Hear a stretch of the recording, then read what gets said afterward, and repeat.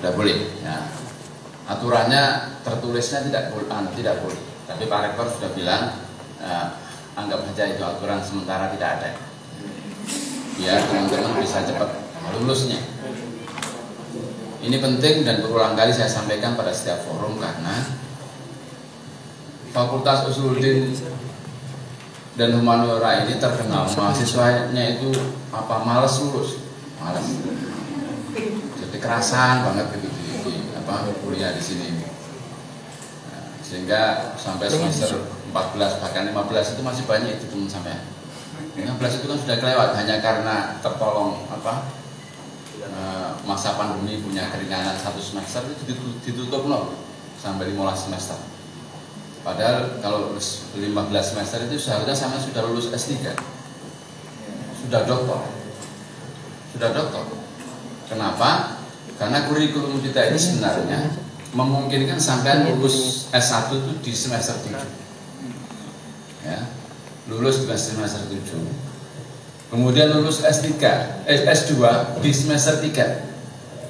Ya, semester 3. Berarti kalau 7 tambah 3 berapa? 10. Baru 10. 10 tahun ya. Kemudian lulus S3 di semester 5. Berapa itu berarti?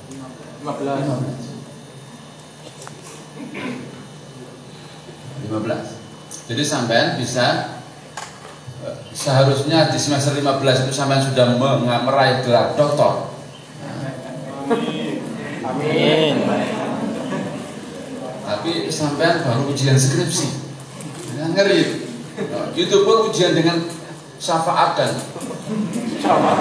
segala macam pengampunan dari Allah Subhanahu wa taala. Kemanusiaan. Jadi makanya ini penting saya sampaikan ya, biar sampai jangan berpikir lulus nanti semester 15. Jadi saya sudah bilang sama para pengelola prodi bahwa luluskan mahasiswa secepatnya, gitu kan? Kalau bisa di semester 7, tapi pastikan semua lulus di semester 8. Ini penting, semester 8. Nah, sampai juga berpikirnya harus begitu. Maka mulai skripsinya itu jangan di semester 7, telat. Karena di semester 7 sampai sudah tidak ketemu dosen, sudah tidak kuliah. Ini kalau sudah jarang ketemu dosen itu mesti susah itu nanti proses mau bimbingan segala macam karena jarang ketemu, sampai juga mau ketemu malu kan. Ini penting saya sampaikan. Maka kemarin juga Pak Kajur bilang, Pak ini ada mau semester berapa kemarin itu yang mau mengajukan judul tapi masih kurang syarat ini, abaikan syaratnya, terima saja judul ini. Segera tunjuk pembimbing biar urusannya dengan pembimbing. Judulnya kurang ini kurang itu ya. Kalau ada saran silahkan langsung disarankan, tapi jangan sampai ditolak suruh kembali, tidak boleh ya. Saya sudah menyampaikan pada Kajur tidak boleh mengembalikan mahasiswa yang mengajukan judul. Jadi kalau tidak cocok segera digantikan ya. Digantikan, judulnya begini saja. Nah, kalau tidak berarti langsung di ACC serahkan ke pembimbing biar urusan judul diurus sama pembimbingnya.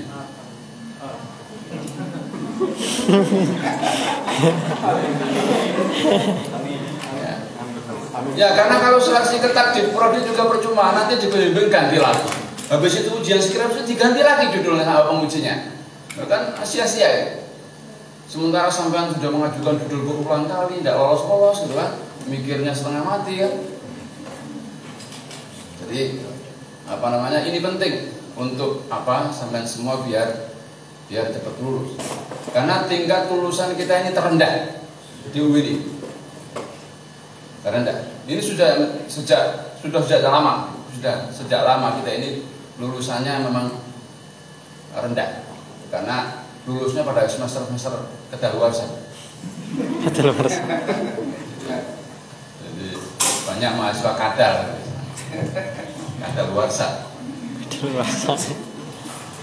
Makanya sekali lagi ini penting saya sampaikan kepada sampean semuanya agar sampean punya optimisme untuk segera lulus dan untuk beralih pada yang lain lagi. Kalau mau nikah ya nikah gitu kan gitu. Kalau mau pengen kerja gitu, segera. Kalau tidak mau, kalau pengen melanjutkan, ada rezeki mau melanjutkan S2 dan S3 gitu. Sehingga di semester 15 sampai sudah gelarnya sudah doktor. Sudah doktor. Dan tidak mahal. Kuliah di tempat kita tidak mahal. Karena pakai UKT. S2 juga pakai UKT. Jadi S2 juga pakai UKT. Jadi kalau angkanya SPP itu memang mahal dibanding dengan yang lain. Tapi kalau totalnya sebenarnya murah. Karena kita itu membayarnya ya hanya S2 itu 5 juta. Ya. Saya iming-imingi 5 juta. Kalau sampai lulus di semester 3 berarti sampai hanya butuh 15 juta. Kalau sampai punya sapi di rumah, ya satu itu enggak sampai. Karena kalau sapi itu biasanya kalau pas korban itu 20 juta ke atas. Hanya 15 juta. Sapi satu cukup untuk sampai bisa lulus S2. Di tempat lain bisa jadi hanya 3,5. Tapi nanti bayarnya macam-macam. Ujian bayar, ini bayar, mau proposal bayar, mau ini bayar, jadinya berlipat-lipat. Tapi di tempat kita paten. Pokoknya sampai kalau punya uang 15 juta, sampean bisa lulus S2. Makanya lulus S1 jangan lama-lama. Jadi semester 7. Nanti kita akan ada program apa istilahnya ya. Jadi sampean tidak perlu ujian skripsi dulu. Langsung kalau sudah kuliah rampung sambil ngurus skripsi sampean sudah bisa daftar S2.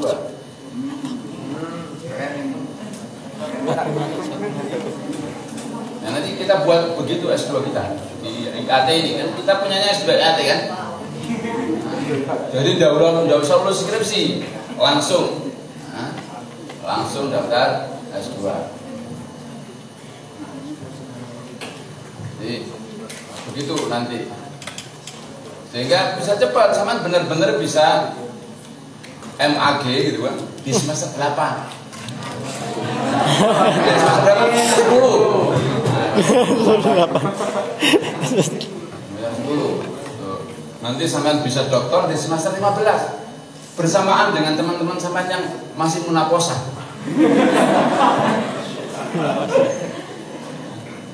Ya, sampean bisa sudah bareng teman sampean ya. Sampean ini sudah doktor, kan? Teman sampean masih sudah S1. Jadi, tapi sekali lagi ini butuh keseriusan. Jadi kalau kuliah jangan main-main. Kuliah jangan main-main, jangan disambiak. Pokoknya sampean punya HP, punya laptop, punya segala macam itu disyukuri dengan baik. Disyukuri itu artinya ya. Kalau menurut Al-Jilani itu ya, mensyukuri itu artinya menggunakan fasilitas yang diberikan oleh Allah sesuai dengan fungsinya untuk kebaikan. Jadi ya HP ya untuk browsing, untuk nyari artikel-artikel, buku-buku itu kan untuk mendukung perkuliahan sampai semuanya sehingga sampai bisa lulus segera. Dan proyeksikan lulus itu sejak dini, gitu kan. Jangan sampai telat, karena telat itu kemudian berpotensi kemudian menjadi molor dan molor. Jadi oleh karenanya maka sekali lagi sampai juga punya dosen, ingat ya, sampai itu punya dosen wali yang sampean setiap saat bisa konsultasi.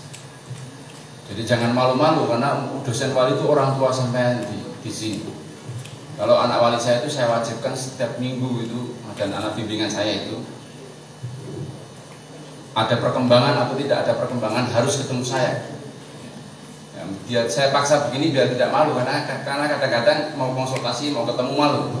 Nah sampean juga tidak harus dipaksa, tapi sampean tetap harus konsultasikan perkembangan sampean semuanya dengan dosen walinya atau siapa saja lah dosen yang sampean merasa dekat dengannya.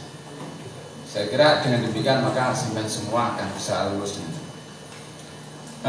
anak-anakku semua yang berbahagia, beruntung pada hari ini sampean ketemu Prof. Mustaqim.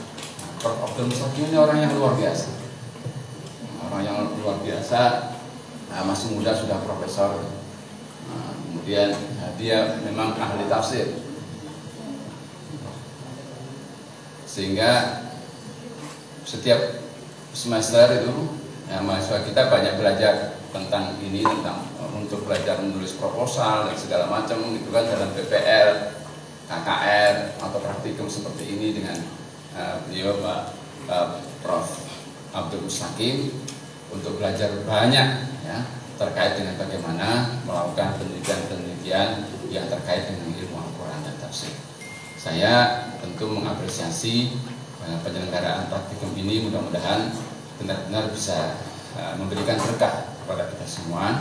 Saya doakan anak-anakku semua bisa lulus cepat, lulus di semester 7. Jadi jangan rancang di semester 8. Ya, meskipun 8 itu juga masih tepat waktu, tapi jangan dirancang semester 8. Rancang semester 7 sehingga kemudian kalaupun meleset itu jatuhnya di semester 8.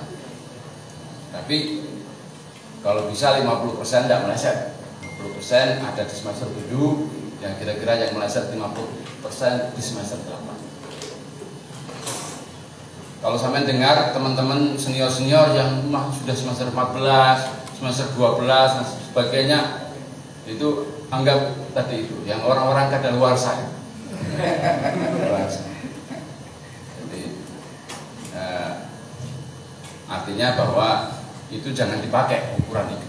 Jadi pakai ukuran yang memang sudah kita sepakati bersama bahwa kita bisa lulus di semester 7 ya, dan memastikan diri untuk lulus di semester 8. Nah, sekali lagi ini tidak bisa sampai semua lakukan dengan bersantai-santai. Ya, sampai harus berjuang, belajar dan melakukan apapun upaya-upaya yang baik dalam rangka meningkatkan kualitas akademik sampai semuanya dalam mengikuti tugas-tugas, melaksanakan tugas-tugas yang dibebankan oleh dosen, tajur, sekjur, fakultas sesuai dengan program yang sudah kita tetapkan bersama. Sekali lagi saya berdoa mudah-mudahan sampai bisa lulus cepat, ya. Lulus di semester 7. Sekali lagi terima kasih kepada Prof. Mustaqim yang berkenan hadir untuk memberikan materi praktikum pada kesempatan ini, dan atas nama pimpinan fakultas mohon maaf yang sebesar-besarnya jika ada hal-hal yang kurang berkenan dalam penyelenggaraan ini. Kurang lebihnya mohon maaf. Assalamualaikum warahmatullahi wabarakatuh.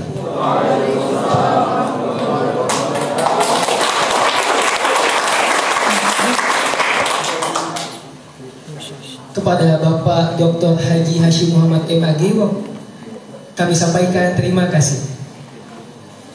Acara selanjutnya pembacaan doa yang akan disampaikan oleh Saudara Eka Mulyo Yunus.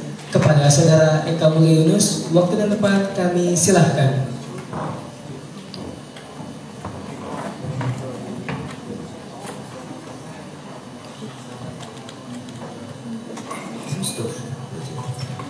أعوذ بالله من الشيطان الرجيم. بسم الله الرحمن الرحيم. الحمد لله رب العالمين والصلاة والسلام على أشرف الأنبياء والمرسلين وعلى آله وصحبه أجمعين. اللهم صل على سيدنا محمد سر حياة الوجود والسبب الأعظم لكل موجود، صلاة تحفظنا بها القرآن وتفهمنا بها الآيات وتحفظنا بها سوء القول والعمل والنيات وعلى آله وصحبه أجمعين. Ya Allah, Ya Rahman, Ya Rahim, pada pagi hari yang berbahagia ini kami mengharapkan ridho-Mu ya Allah, agar pada materi praktikum pembacaan tafsir maqasidi ini ya Allah kami mendapatkan ilmu yang barokah ya Allah, sehingga di kemudian hari kelak kami dapat menyelesaikan skripsi kami dengan tepat waktu ya Allah. Ya Allah, Ya Rahman, Ya Rahim, kami berharap kepadamu ya Allah, kami menjunjung tinggi atas nama-Mu ya Allah untuk kelulusan kami ya Allah. Kami mengharapkan ridho-Mu ya Allah untuk kelulusan kami tepat waktu ya Allah, dan mengharapkan ridho-Mu untuk mendapatkan ilmu yang barokah pada pagi hari berbahagia ini ya Allah. Allahumma rabbana atina fid dunya hasanah wa fil akhirati hasanah wa qina azaban nar. Da'wahum fiha subhanaka Allahumma wa tahiyyatuhum fiha salam wa akhiru da'wahum alhamdulillahi rabbil alamin.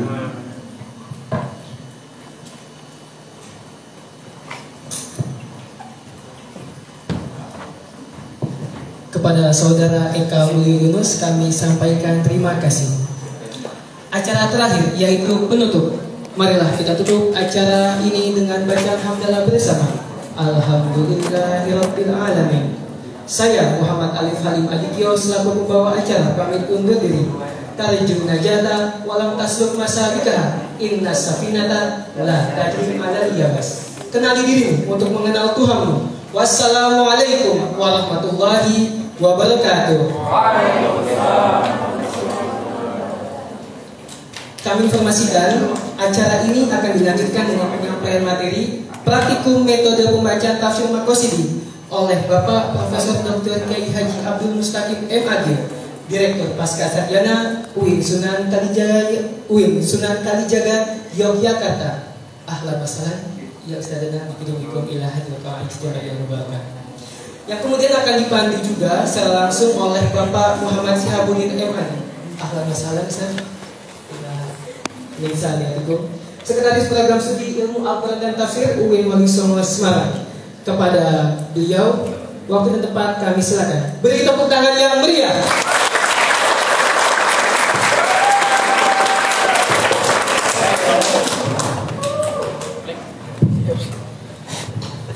Parah dis. Assalamualaikum warahmatullahi wabarakatuh. Bismillah, alhamdulillah, wassalatu wassalamu ala sayyidina Muhammad Rasulullah Rasulullah wa rahmatullahi wa barakatuh. Yang saya hormati Bapak Dekan Fakultas Filologi Bapak Dr. Hashim, wabil khusus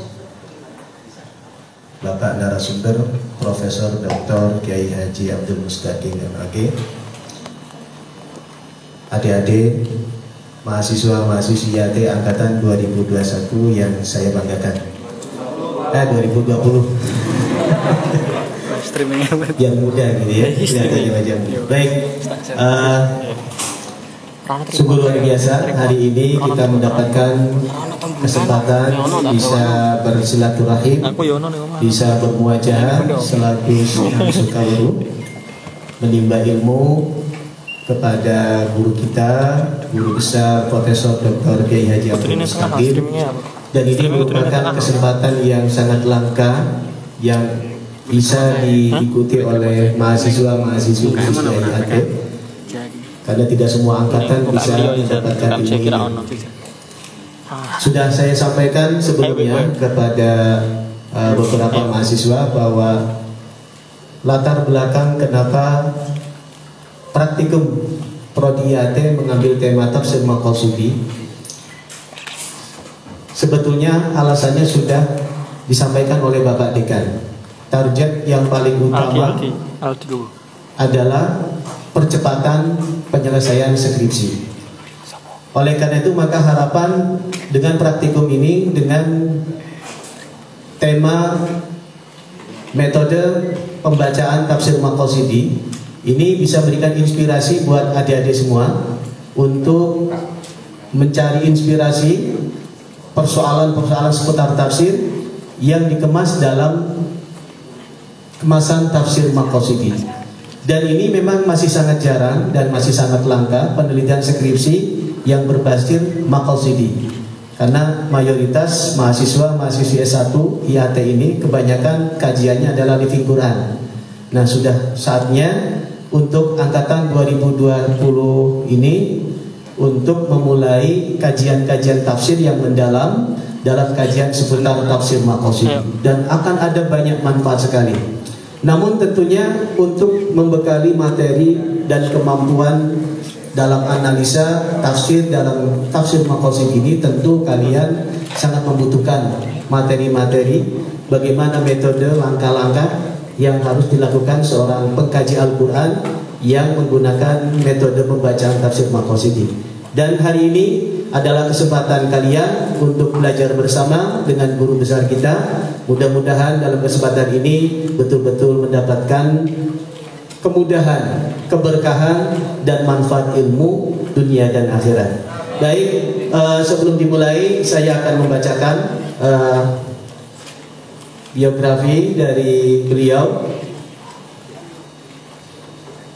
Beliau bernama Profesor Dr. Kiai Haji Abdul Mustaqim MAG, lahir di Purworejo tanggal 4 Desember 1972. Ini beliau dengan Pak Hazim ini masa usia. Ya Pak, ini kan ya? Nah, satu angkatan ini. Satu angkatan. Makanya tadi beliau memberikan apresiasi, Pak Prof, Profesor ini masih sangat muda. Masih sangat muda. Ada banyak pengalaman yang pernah beliau lalui, dari mulai pengalaman pendidikan akademik. Beliau dari S1 sampai S3 dan sudah menempuh menjadi dan sudah sampai pada gelar puncak akademik, menjadi guru besar, profesor dalam bidang tafsir. Dan pengalaman-pengalaman menjabat dalam sebuah institusi, beliau pernah menjadi ketua program studi ilmu Al-Quran tafsir di Institut Ilmu Al-Quran IIKI. Ini Jakarta ya Prof ya? IIKI Jakarta. IIKI Bantul. Oh IIKI Bantul. Oh IIKI Bantul. Dari 2005 dan 2010. Kemudian beliau juga pernah menjadi sekretaris prodi agama dan filsafat pasca sarjana UIN Sunan Kalijaga. Jadi beliau juga pernah dalam kajian filsafat ya. Kemudian Ketua Pusat Studi Al-Quran dan Tafsir UIN Sunan Kalijaga tahun 2015. Ini di Jogja. Kemudian Ketua Prodi Ilmu Al-Quran dan Tafsir Fakultas Usuluddin dan Pemikiran Islam tahun 2015 sampai 2020. Dan sekarang beliau menjabat sebagai Direktur Pasca Sarjana Universitas Islam Negeri Yogyakarta periode 2021-2024. Dan beliau juga selain di akademisi, beliau juga adalah seorang ahli fakar dalam kajian tafsir di kalangan dunia pesantren. Bahkan beliau juga sebagai pendiri dari pesantren mahasiswa LSI Lingkar Studi Al-Quran di Yogyakarta dengan nama Pesantren Ar-Rahmah di Yogyakarta dari mulai 2012 hingga sampai sekarang. Dan tentunya masih banyak lagi pengalaman-pengalaman.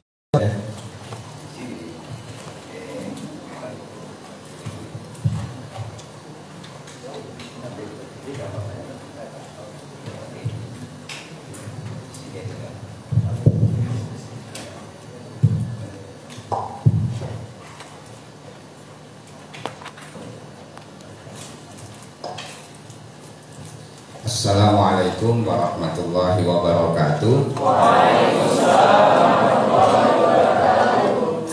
Alhamdulillahilladzi birahmatihi tatimmus shalihat wa bi ghufranihi yamhu jami'al dzunubi was sayyi'at.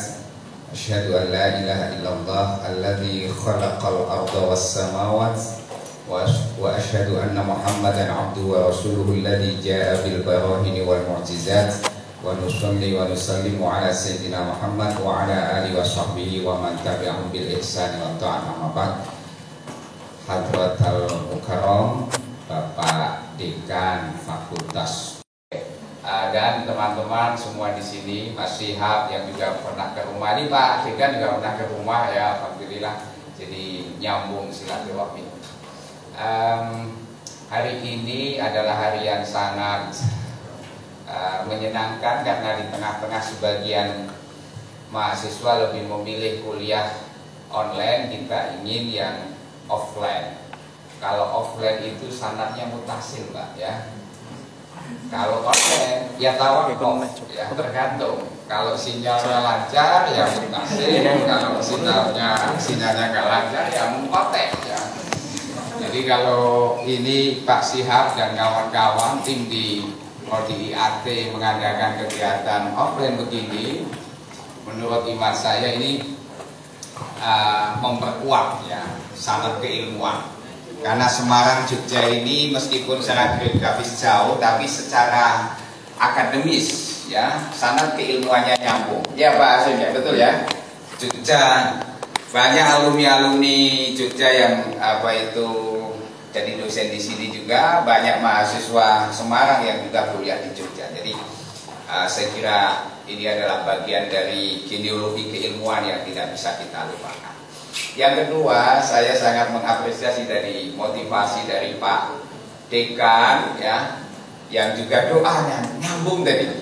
Doanya antara motivasi Pak Dekan sama doa itu nyambung, bahwa intinya panjenengan ini upayakan bisa lulus tepat waktu, bukan di waktu yang tepat. Beda ya, dua istilah ya.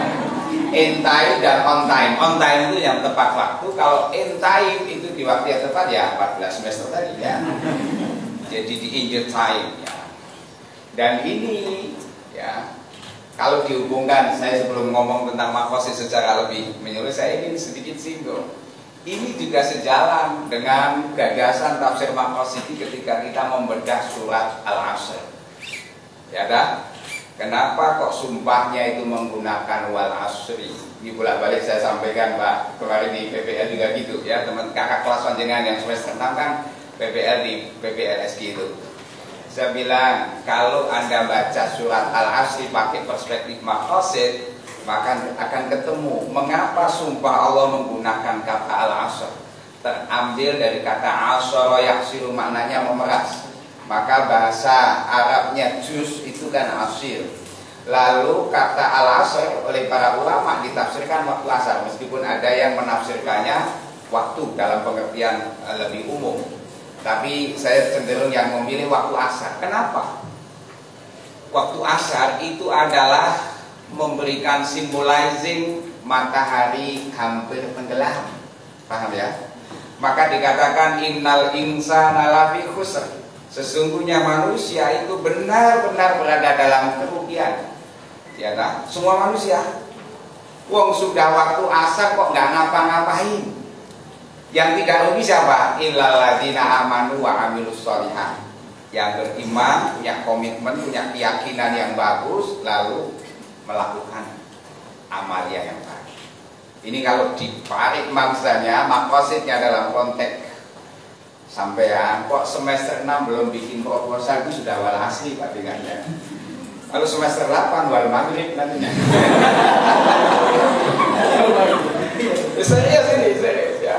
Nanti kalau dikontekstualisasikan sudah umur 30 kok belum nikah, jomblo ya, ini ya sudah wal asri juga ya. Kalau syukur ya sebelum itu sudah bisa berumah tangga. Tapi ya karena nanti masing-masing orang mungkin punya target berbeda ya. Kita lihat maqasid dan masalahnya seperti apa. Jadi itu Mbak ya Mas.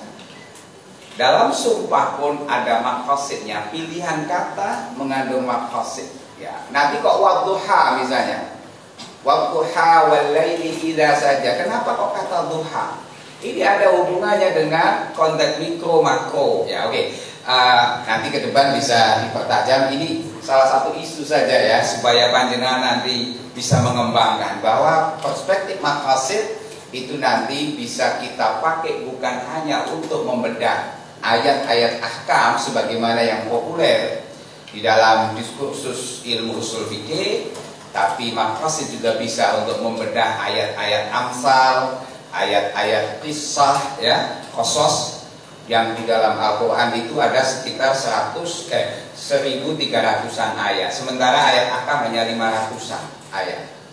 Kalau misalnya ini tidak coba dibedah, tentunya akan ada sekian banyak ayat yang seolah-olah tidak tergarap. Maka nanti perspektif maqasid akan mencoba memberikan satu tawaran bagaimana membedah, mengkaji suatu ayat bukan hanya dari makna yang periferal yang di pinggir saja, tapi masuk ke dalam. Dan nanti juga ada hubungannya dengan ilmunya Pak Hashim tentang tafsir sufi ya. Tafsir sufi kan juga mengenalkan tentang makna isyari, makna batini dan seterusnya. Baik, kok mati Mas?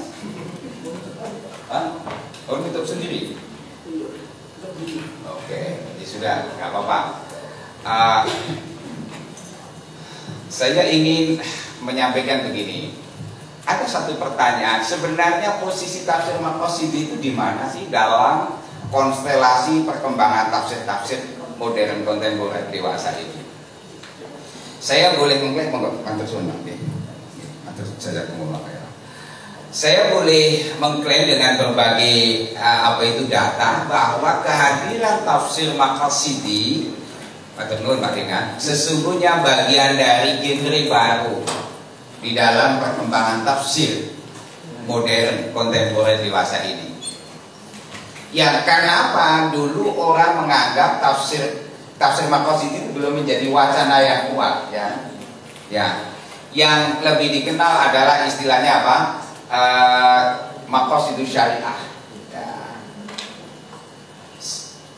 Maka di tahun 2019 ini cerita dulu, ya, saya mencoba memperkenalkan dan menggaungkan gagasan tafsir ini dan tampaknya responnya cukup bagus. Beberapa kami presentasi di Madura, ya, di Sulawesi, di luar Jawa juga, ya, di Lampung, itu melihat mereka tertarik, termasuk di Semarang, di Solotigo, di Tulungagung, di Kediri, bahkan sekarang sudah menjadi mata kuliah tafsir Maqasidi, ya, S3-nya. Di kami, S3 kami juga kita perkenalkan tafsir Maqasidi. Nah, ini genre baru dalam rangka apa? Mengembangkan makna Quran, maqasid ayat-ayat Quran yang seringkali masih tersembunyi dan belum tersingkap. Nah, lalu pertanyaannya adalah apa sebenarnya tafsir Maqasidi? Nah, di situ kita definisikan adalah salah satu model pendekatan atau model pembacaan penafsiran Quran yang menitik beratkan pada upaya penggalian maqasidul Quran, maksudnya Quran secara umum, bisifatin amah, ya, maupun yang khusus, yang partikular maupun yang khusus, ya partikular itu khusus atau yang universal, yang umum, dengan mendasarkan pada teori maqasidul Quran dan maqasidus syariah, sehingga nilai-nilai ajaran Al-Quran benar-benar mampu, ya, merealisasikan kemaslahatan dan menghindari mafsadah. Jadi kalau ngomong maqasid itu jamak dari kata maksud, jamaknya maqasid. Terjemahan bebasnya adalah maksud-maksud. Tapi term maqasid itu kalau dibawa dalam diskursus tafsir maqasid itu maksudnya apa? Kemaslahatan. Jadi good public.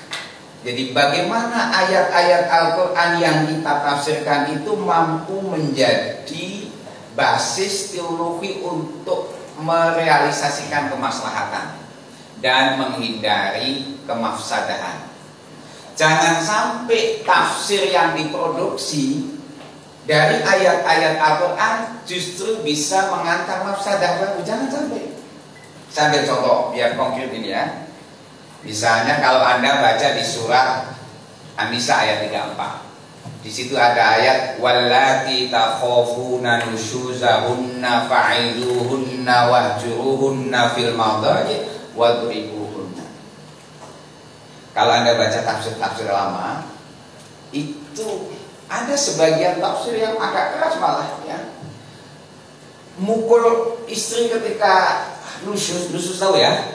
Nusyuz itu menentang, misalnya diajak diranjang tidak mau, atau mungkin disuruh apa oleh suaminya menolak tanpa alasan, ini namanya nusyuz.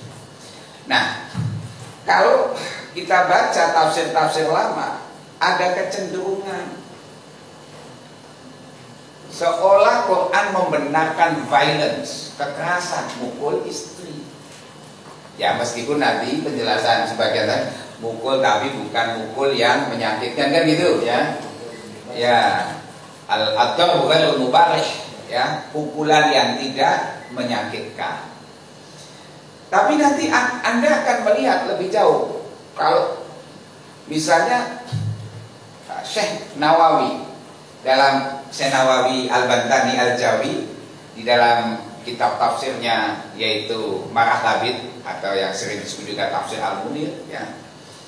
Beliau bahkan dengan tegas mengatakan watarku aula, meninggalkan memukul itu lebih bagus. Padahal itu sigotnya amar, kan, wadribuna.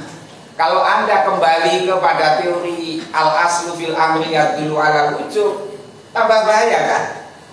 prinsip dasar perintah adalah wajib, seolah-olah mukul perempuan ketika nusus menjadi wajib. Nah, kita akan lihat pertanyaannya, apakah ayat wadribuna ini akan dipahami apa adanya, maksudnya sesuai dengan bunyi teksnya, atau sebenarnya harus kita tangkap apa makosid dibalik ayat An-Nisa 34 tadi. Sebagian tafsir kita melihat itu kurang makosidiyah. Karena apa? Dampaknya lalu ada seorang suami yang suka mukul istri. Lalu ditambah dukungan riset, Pak, ya. Riset itu banyak kemudian korban kekerasan KDRT dalam rumah tangga yang dipukul oleh suaminya. Ketika ditanya kenapa kok mukul istri, mengatasnamakan Al-Quran membolehkan mukul istri.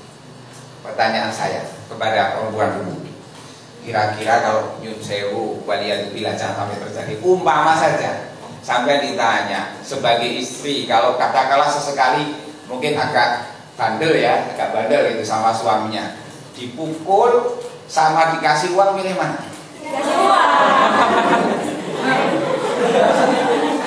Dikasih uang.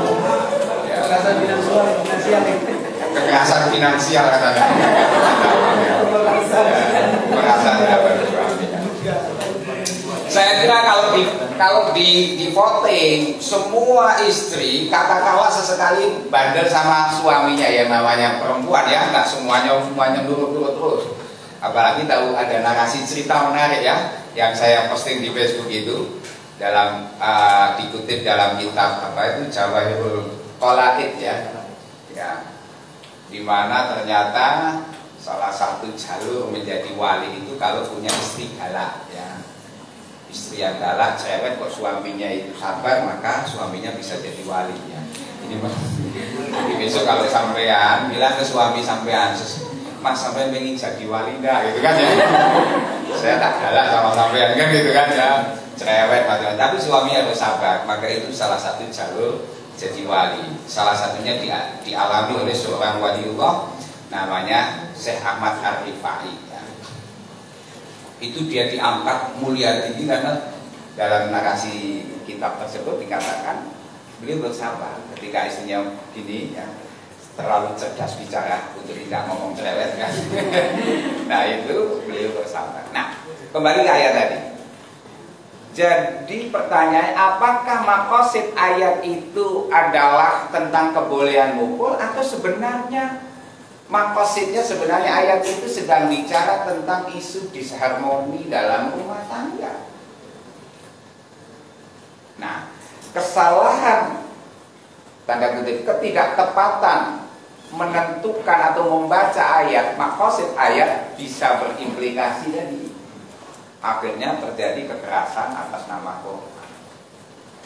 Prof. Quraisyab sendiri misalnya, justru beliau berpikir menarik. Beliau mengatakan gini, mestinya meskipun ada wadribuhunna, suami jangan sampai mukul. Kalau ada suami sampai mukul istri, sebenarnya dia sedang mendeklarasikan kegagalannya dalam mendidik istrinya. Mestinya cukup Pak itu dinasihati, ya enggak? Jangan sampai wadribuna ya. Kalaupun harus pisah ranjang, di situ redaksinya wahjuruhunna fil madaj, ninggalkan tapi masih tetap dalam rumah, bukan keluar rumah ya, fi bukan an, yang gitu loh. Jadi kalau nanti nyun sewu ya, kita berumah tangga kadang-kadang ada gesekan sama istri, nesu itu, jangan kemudian kabur dari rumah, tetap di rumah ini nggak omong-omongan gitu loh, nggak bicara wahjur ya, itu bahasa Qurannya wahjuruhunna fil madaj, bukan anil madaj tapi fi, paham ya? Kalaupun masih tempat satu tidur satu ranjang, itu satu menghadap ke sana, satu menghadap ke sana kan gitu kan. Itu wahjuruhunna fil madaj. Karena apa? Ketemu nih ngomong-ngomongan ini sudah sebuah pendidikan aktif ya, pendidikan ya. Oke.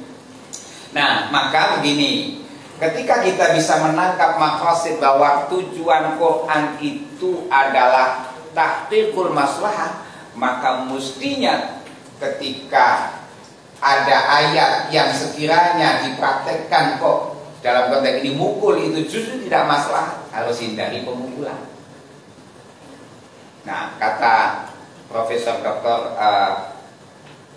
Penulis At-Tahrir wa Tanwir, ya, beliau adalah pakar maqasid, punya kitab tafsir namanya At-Tahrir wa Tanwir, 15 jilid itu, ya, Ibnu Asyur, ya, Ibnu Asyur itu Thahir bin Asyur, beliau menjelaskan memang dulu di Arab ada yang namanya perempuan-perempuan Badui Arab itu yang namanya dipukul istri menjadi sesuatu yang lumrah biasa. Maka ketika kemudian sistem nilai berubah, perempuan sudah tahu pendidikan, kemudian kultur budayanya juga bukan seperti budaya Arab, menerapkan memukul menjadi tidak maslahat, sehingga tidak semestinya suami memukul istri di saat istri mengalami, tapi dicari alternatif lain. Apa alternatifnya? Dihubungkan dengan ayat lain, nanti ketemu. Misalnya apa? Dengan cara memediasi, ya, mengutus keluarga dari pihak istri, keluarga dari pihak suami pertemukan. Wa amruhum syura bainahum. Karena apa? Nanti ada ayat di situ maksudnya apa? Wasulhu khair, berdamai itu lebih baik ketimbang melakukan kekerasan. Paham ya? Nah, belum lagi kalau kita tawarkan kata doroba ini, Pak Syihab ini kan pakar balaghah. Kata doroba di dalam Quran ini mungkin nggak terlalu setuju dengan saya, nggak apa-apa kan, beda pendapat dan beda pendapatan nggak apa-apa ya. Jadi kata doroba di dalam Al-Quran itu kan tidak sepenuhnya maknanya memukul, bisa maknanya berjalan, safaro di muka bumi. Wa idza darabtum fil ardi falaisa alaikum fala junaha alaikum an taqsuru minas shalah, ya. Jadi kalau kamu melakukan perjalanan, ya, kamu tidak apa-apa untuk mengqashar salatnya. Boleh jadi doroba. Makanya kemudian mungkin tidak ayat wadribuna itu maknanya jangan pukullah mereka, tapi ajaklah jalan-jalan ke mall. Kayaknya cocok ini untuk bapaknya, ya. Ya, saya tidak sampai ke sana. Cuma ini ada memang yang pernah menawarkan tawaran begitu, meskipun saya sendiri nggak cocok, ya.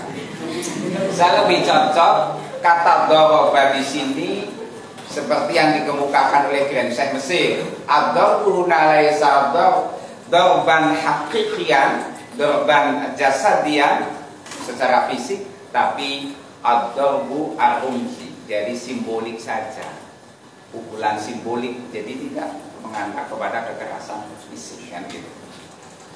Nah, bahkan tadi kalau mengikuti pendapatnya Syekh Nawawi Al-Bandani, wattarku aula.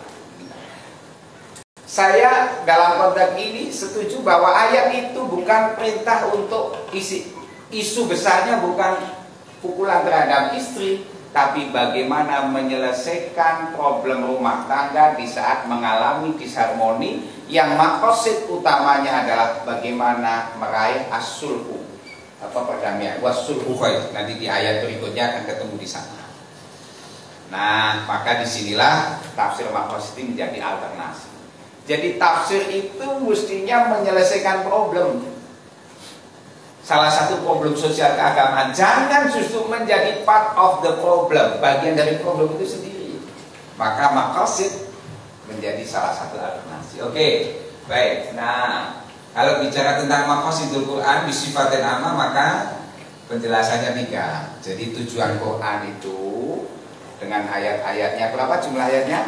Halo, kalau ditafsir 3 berapa? 6.236. Jangan pakai jawaban 6.666, itu nomor cantik, ya. Waktu kita sekolah SD dulu, ya. Oke. Dari 6.000 lebih ayat tadi, maqasid Quran itu 3 secara umum. Pertama apa? As-shalah al-fardhi, yaitu merealisasikan kebaikan yang bersifat individu. Jadi misalnya di Quran ada perintah sholat, perintah puasa, perintah zakat dan sebagainya, diawali dari as-sholah al-fardhi supaya pribadi individu itu menjadi yang baik tujuannya. Dari pribadi yang baik mengantar as-sholah al-mustama, kebaikan sosial masyarakatnya jadi bagus karena masyarakat terdiri dari individu kan. Kemudian dari masyarakat yang bagus membentuk yang lebih besar lagi namanya as-sholah al-alami atau sholahul alam, kebaikan global pada seluruh alam. Itu maqasid Quran, baik isinya tentang ayat perintah, ayat larangan, ayat kebolehan, ayat kisah, ayat amsal, ayat aksam tentang sumpah.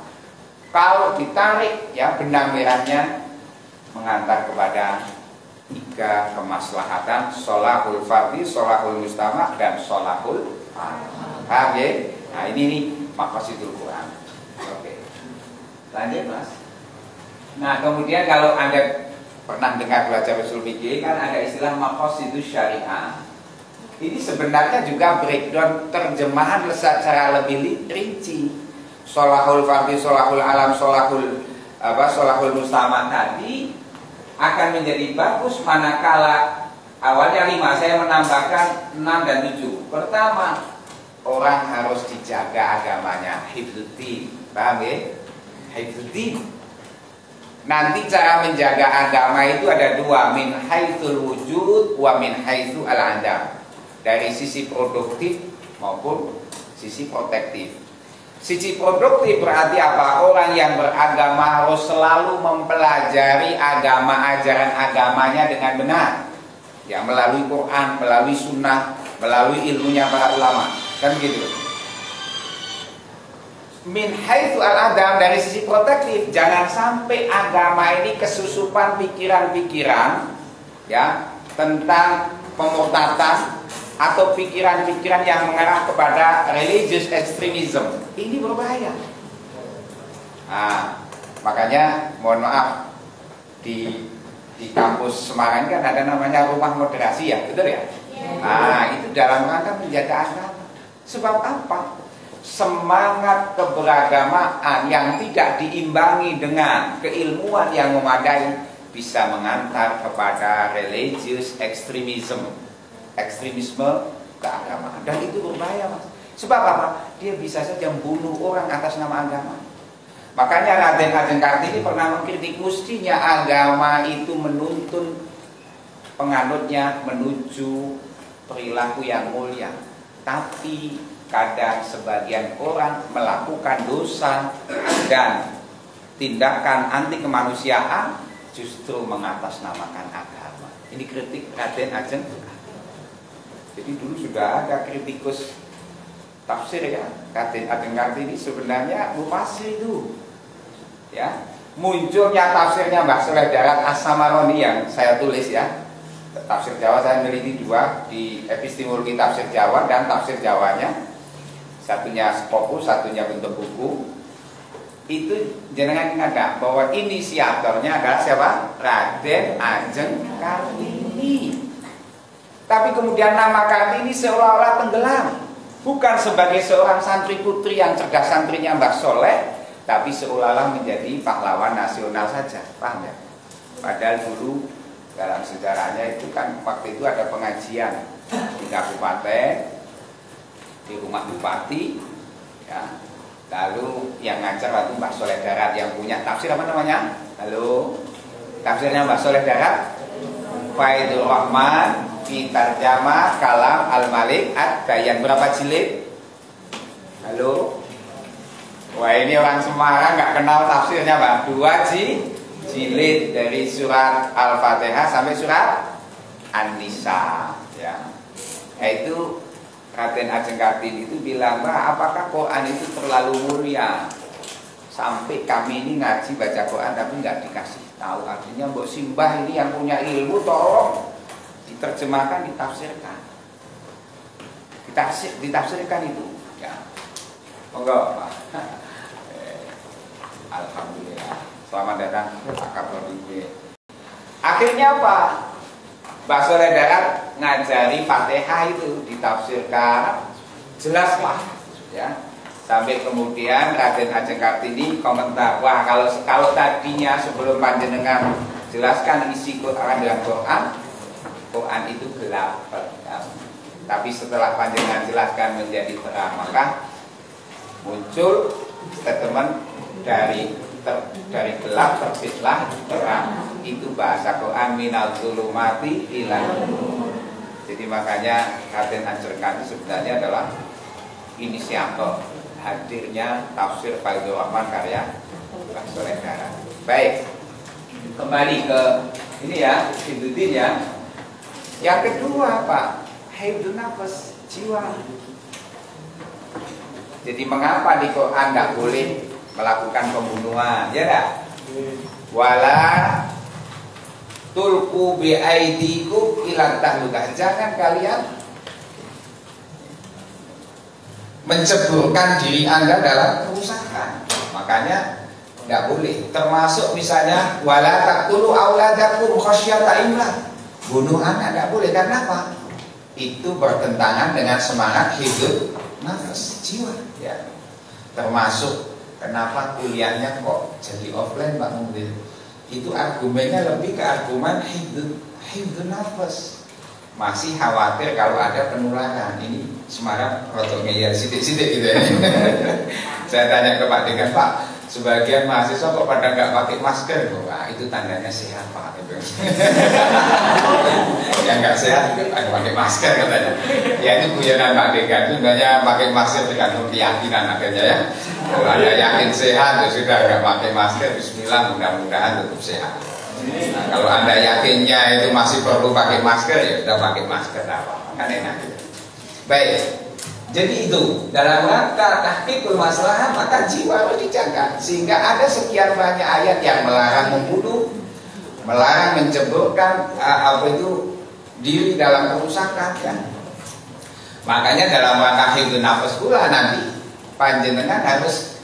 Dan kembali ke teorinya Syekh Al-Muwafaqat Asy-Syatibi min haitsul wujud wa min haitsul al-adam.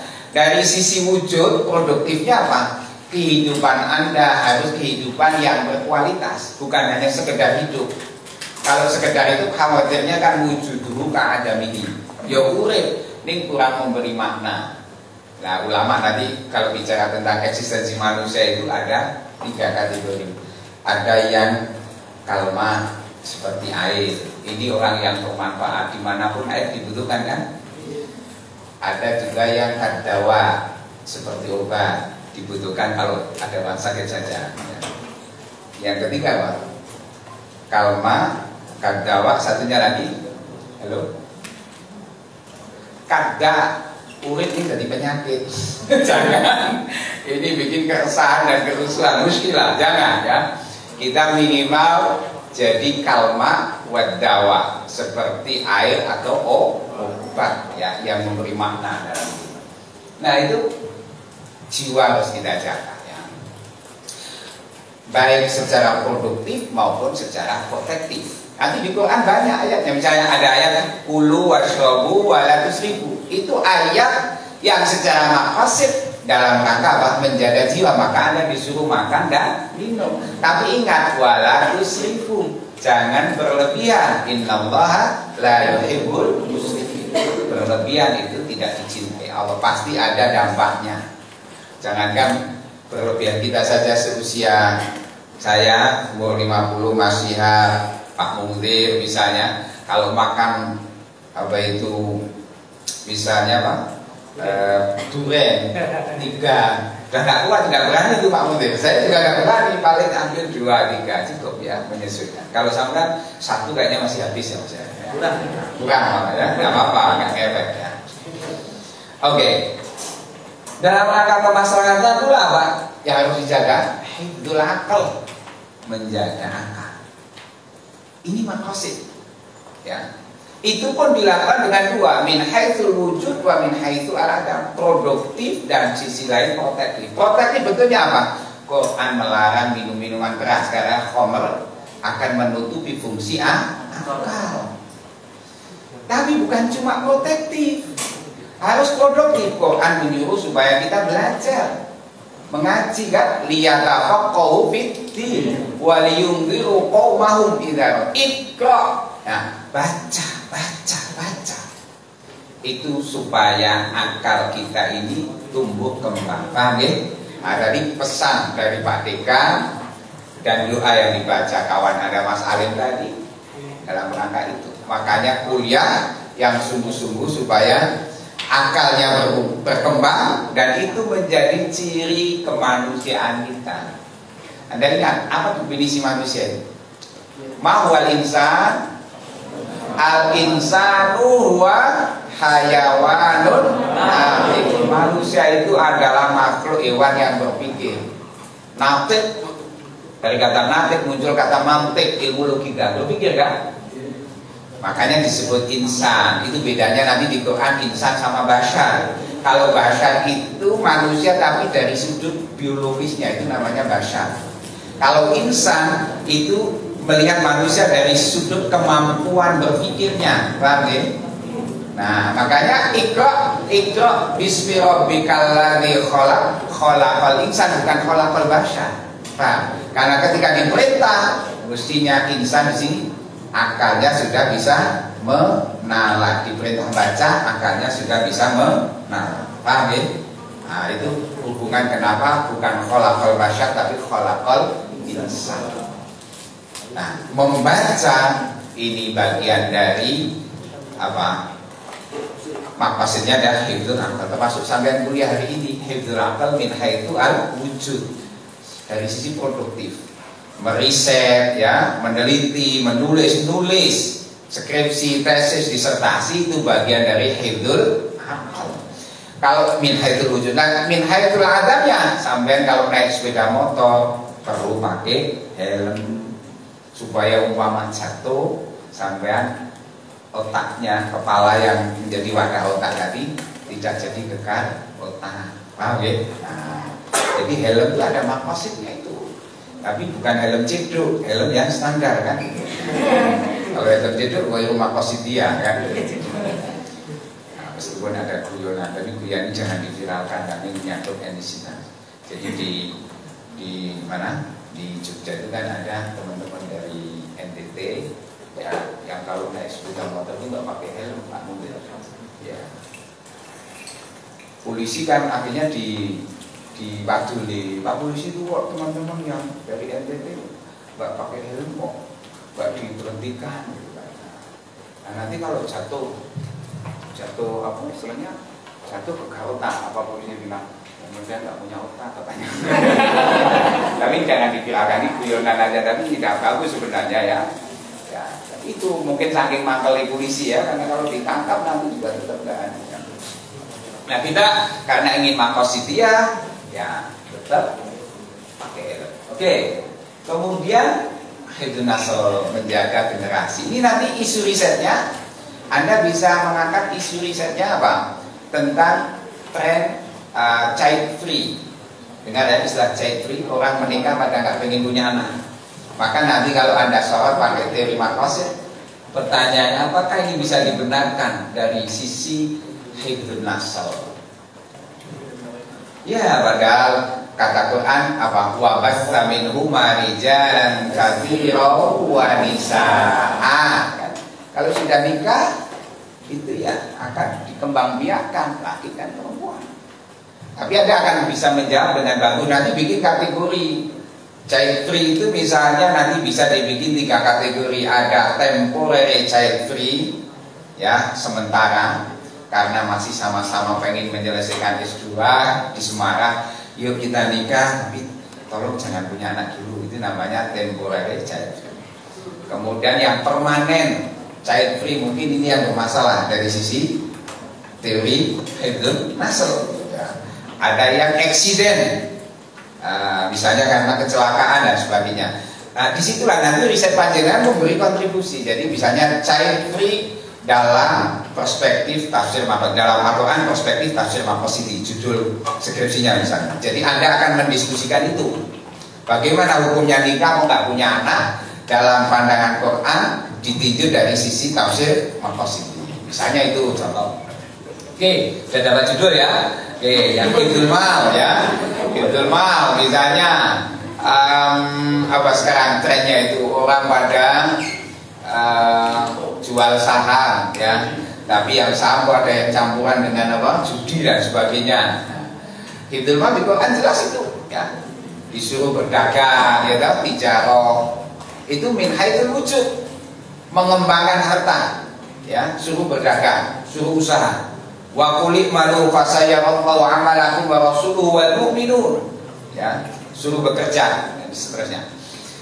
Kemudian dari sisi protektifnya dilarang menggosok, hulul, korupsi, dilarang apa? Mencuri dan sebagainya, sampai ada hukuman potong tangan ya. Nah, itu bagian dari dalam rangka hifdzul Mal. Kemudian saya nambahkan dua ini, hifdzud daulah, menjaga negara atau apa, bela negara. Mungkin teman-teman bertanya, Pak, ini ada dalilnya atau Pak?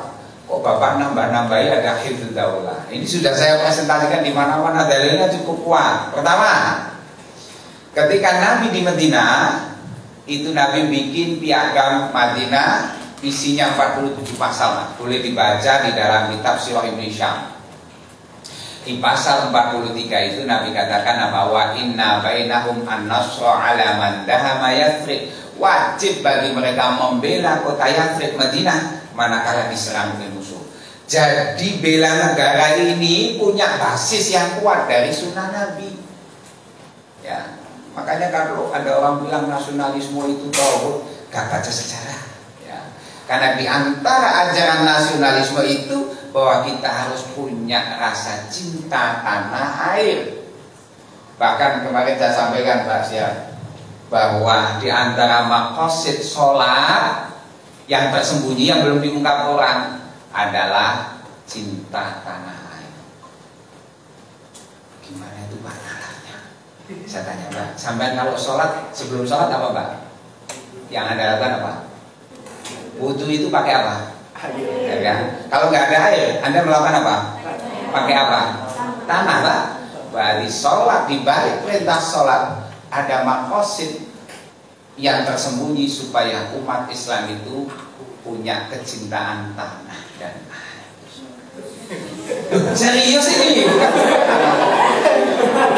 Mau kita sujud saja di tanah kok ya. Nah itu makanya penting kan. Di Quran ada enggak Pak? Isyaratnya ada, sampai dipakai sumpah kan oleh Allah, uqsimu bihadzal balad wa anta hillum bihadzal balad wa walidin wa ma walad.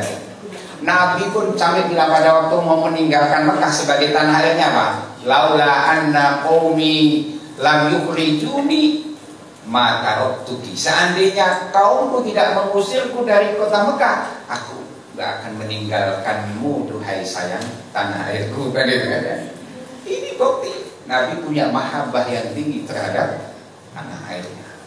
Makanya video ini jadi wong Islam, yo religius, yo nasionalis ya Pak Menteri ya. Jangan religius seolah-olah semakin Islami semakin Arab. Ini muskilah kan itu ya. Semakin Islami semakin Indonesia. We are Indonesian Muslim and Muslim Indonesian. Ya, itu. Nah itu saya kira argumennya kenapa bela negara itu penting ya. Oke, sehingga jihad dulu faktanya Mbah Hasyim Asy'ari, bagaimana itu hukumnya itu tentara-tentara yang mati bela negara. Apa beliau mengatakan syahid? Karena apa? Karena apa? Membela tanah air, mengusir kolonialisme Belanda. Termasuk mengapa dulu para ulama mengharamkan memakai jas, memakai sepatu, memakai dasi haram. Anda baca di bukunya Mbah Soleh Darat juga ada. Karena itu tasyabbuh bil kafir, menyerupai orang kafir yang saat itu adalah penjajah Belanda, supaya apa? Menumbuhkan sikap anti kolonialisme. Paham ya? Nah, itu. Termasuk tulisan Arabikon. Kenapa kok Mbah Soleh Darat nulisnya Arabikon bukan pakai Roman? Dulu ada instruksi dari pemerintah Belanda supaya dalam surat menyurat nulis pakai Roman. Ulama-ulama pada nggak mau, termasuk Mbah Soleh Darat, tetap pakai Arabikon sebagai, saya menyebutnya di artikel saya itu cultural resistance, perlawanan budaya. Dan di balik itu terkandung maqasid anti terhadap kolonialisme. Nah, ini loh Mas ya.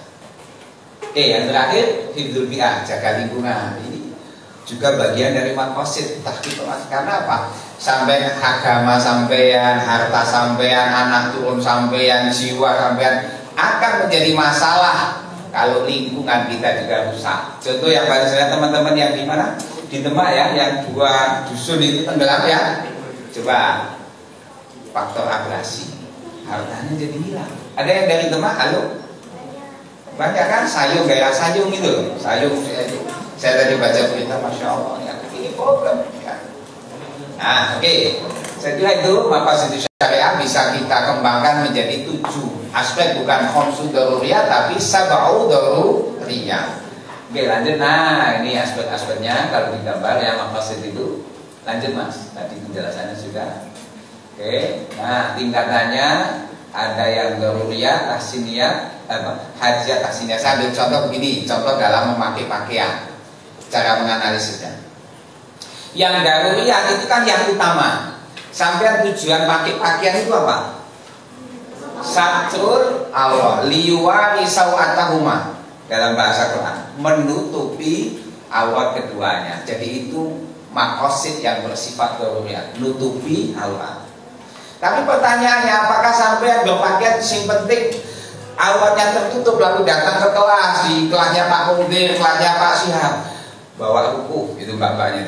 Kamu kuliah kok pakai ruku? Kan yang penting sudah satrul aurat.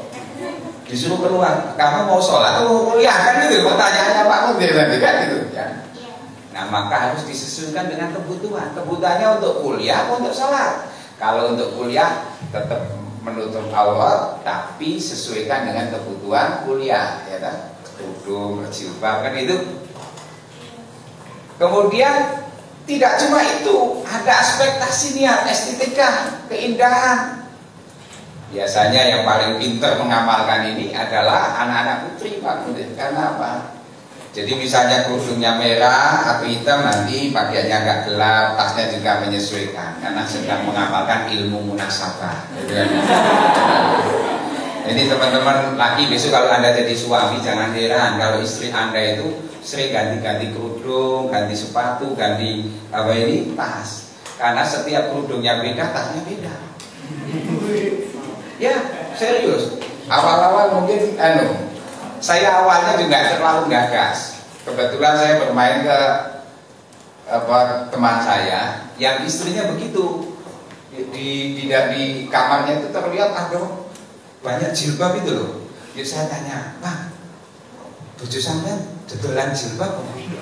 Oh, lah kok banyak sekali jilbab. Nah itu kalau dia misalnya tasnya merah, jilbabnya ikut menyesuaikan itu. Oh, begitu saya Pak. Wah inilah sebenarnya sedang mengamalkan maqasid yang tahsiniyah tadi. Ya, yang tahsiniyah itu bisa Anda pakai, bisa Anda tergantung kondisi. Tapi yang penting jangan sampai menonjolkan tahsiniyah sementara yang daruriyah tidak diperhatikan. Ya, oke, itu dari sisi gradasi nilainya. Kemudian change and continuity of Quranic exegesis dalam konteks tafsir maqasid. Di situ saya bikin tiga telur ya. Jadi kalau model tafsir yang lama cenderung analisisnya sekedar apa lughawiyah ya, nahwiyah. Kalau baca tafsir misalnya Bismillahirrahmanirrahim, baknya apa? Pak Furoja punya faidah apa misalnya kan? Kemudian Bismillahirrahmanirrahim mudhaf ilaih. Tapi lupa apa maqasid dibalik Bismillahirrahmanirrahim. Kalau pakai teori maqasid, saya punya pandangan Bismillahirrahmanirrahim. Kenapa Kak ada kata ism di situ? Kok nggak cukup dikatakan bilahi? Tapi kok Bismillahi? Ada rahasia apa? Ini Pak Syihab yang bisa jawab nanti ya. Ilmu balaghah itu. Kenapa ada kata ism? Ketika disebut kata ism di sana berarti ada musamma yang dinamakan. Siapa itu? Maka Allah. Bismillahi. Bagaimana deskripsinya Allah? Deklarasinya Ar-Rahman Ar-Rahim, yang maha kasih dan maha penyayang. Jadi Bismillahirrahmanirrahim itu kan sebenarnya Tuhan sedang mengajari Nabi Muhammad, qul bismillah, mengucap surah Muhammad bismillahirrahmanirrahim. Deklarasi Tuhan tentang dirinya Allah itu siapa toh? Yang Ar-Rahman Ar-Rahim. Kenal dulu siapa. Nek kenal yo muji ya toh. Alhamdulillahirabbil alamin. Makanya nek saya pakai madzhab baca Fatihah itu pakai bismillah Pak Mudir. Karena mengenal Allah dulu baru alhamdulillahirabbil alamin. Masa tiba-tiba alhamdulillahirabbil alamin langsung muji padahal belum kenal kan itu. Ono cewek lewat gitu kan, wah cantiknya belum kenal sampai dikaplok kan gitu kan ya. Kira-kira apa? Jadi dia ada maksudnya. Bismillah dulu baru alhamdulillahirabbil alamin, ditegaskan lagi sifatnya Ar-Rahman Ar-Rahim. Tapi juga Tuhan punya Maliki Yaumiddin dan seterusnya. Iyyaka na'budu ya. Ya, baru setelah kesadaran mengenal baru kita sadar ya. Ketika dikatakan apa? Alhamdulillahirabbil alamin, segala puji bagi Allah ya. Yang Rabbul Alamin, Tuhan seluruh alam. Sebenarnya di situ terkandung maqasid tentang tauhid. Hanya Allah yang berhak menjadi Rabb, Tuhan seluruh alam. Yang lain tidak punya hak untuk jadi Tuhan, karena tidak punya prestasi. Prestasi dari situ apa? Pencipta langit dan bumi salah satunya. Tuhan-Tuhan yang lain yang diklaim sebagai Tuhan kan tidak punya prestasi. Nah itu. Nah tapi kemudian baru setelah kesadaran Tuhan, kesadaran menyembah iyyaka na'budu wa iyyaka. Pertanyaannya, kenapa kok pakai na'budu bukan a'budu? Maksudnya apa itu? Ada yang bisa menjawab? Saya kasih hadiah. Halo? Yang sudah baca buku saya tafsir Jawa pasti bisa jawab. Halo? Ada yang bisa jawab? Kenapa kok iyyaka na'budu bukan iyyaka a'budu wa iyyaka asta'in? Monggo Mas ya. Itu karena menunjukkan kebesaran dan kuasa dari Allah, dan itu menggunakan na dari pemberian na itu atas kata kami. Baru na itu juga menjelaskan bahwa kalau kami itu dia itu bisa berjelaskan banyak, dan banyak itu artinya kuat daripada sendiri. Jadi kalau ia kan na'budu itu seperti kekuasaan dan kebesaran dari Allah Subhanahu wa taala. Itu kalau nahnunya untuk Allah, inna nahnu nazzalna dzikra wa inna lahu lahafidun, pakai nahnu ya. Tapi ini kan nahnunya kita. Ayo apa rahasianya? Ada dua rahasianya. Rahasia pertama dijawab pakai hukum fikih, perspektif fikih. Iyyaka na'budu wa iyyaka nasta'in. Hanya kepadamu ya Allah kami menyembah. Menyembah di sini kontennya sholat. Maka kata para ulama ahli fikih, sholat itu idealnya harus berjamaah. Nah ini madhabnya Imam Ahmad bin Hanbal, wajib jamaah itu. Kalau madhabnya Imam Syafi'i sunnah muakkadah, kan gitu ya. Kata ahli tasawuf apa? Ketika kita sholat menyembah Allah itu apa? Sholatnya harus jasadan, ruhan, wasirron. Jasad, roh dan sirihnya ikut sholat. Jangan hanya jasad semata. Nah itu gitu. Jadi maksud itu nanti sampai ke analisa bahasa. Makanya saya bilang ke Mas Syah, sebenarnya ilmu balaghah akan sangat membantu sekali ya. Oke, kemudian yang wasfiyah kaifiyah, ini misalnya dalam sholat, kalau belum tafsir maqasid, maka ngomongin tentang sholat hanya bicara hukum, tidak sampai kepada kenapa kok Anda harus sholat, apa maqasid di balik sholat. Tadi salah satunya sudah saya ungkapkan, cinta tanah air yang nggak terbaca secara harfiah. Tapi ada juga maqasid sholat yang inti apa? Menebar perdamaian. Lupa kok bisa dari simbolnya sampai menutup sholat kita pakai apa? Assalamualaikum warahmatullah. Assalamualaikum warahmatullah. Jadi maqasid di balik sholat adalah menebar salam damai kanan kiri. Makanya kalau bersolat kok di malah nyolong sandal, itu berarti sholat yang belum maqasid dia. Ini yang mau sedang saya tulis. Saya akan kritik konsep sholat yang ghairu maqasidiyah, hanya akan mengantar kepada ritualisme semu dalam beragama yang justru dikritik oleh Quran sebagai pendusta agama kan. Ara'aital ladzi yukadzibu bid-din fadzalikal ladzi yad'ul yatim terus walladzina hum an sholatihim sahun ya. Mereka yang lalai maqasid dari sholat, bukan lupa loh. Kalau lupa tidak sholat tidak apa-apa, ingat diqadha. Tapi lalai dari maqasid itu yang dikritik Quran sebagai minal mukadzibin wa yadil. Oke. Nah, kemudian ini tripulan dalam berinternet kita ada 3 ya, ada yang al-ittija al-harfi an-nafsi yang hanya tekstualis skriptualis yang banyak juga bisa menjebak orang ya. Nah, kemudian yang liberalis diskriptualis ini juga yang bahaya, yang liberal sampai membolehkan LGBT misalnya ya. Iya kan? Di sini ada nggak ngacung? Kalau ada debat dulu, debat akademik di sini tidak apa-apa. Kalau sampai bisa mengalahkan argumen saya silakan ya. Tapi kalau kalah sampai dan ikut saya bahwa LGBT itu tidak direstui oleh Quran, gitu kan ya.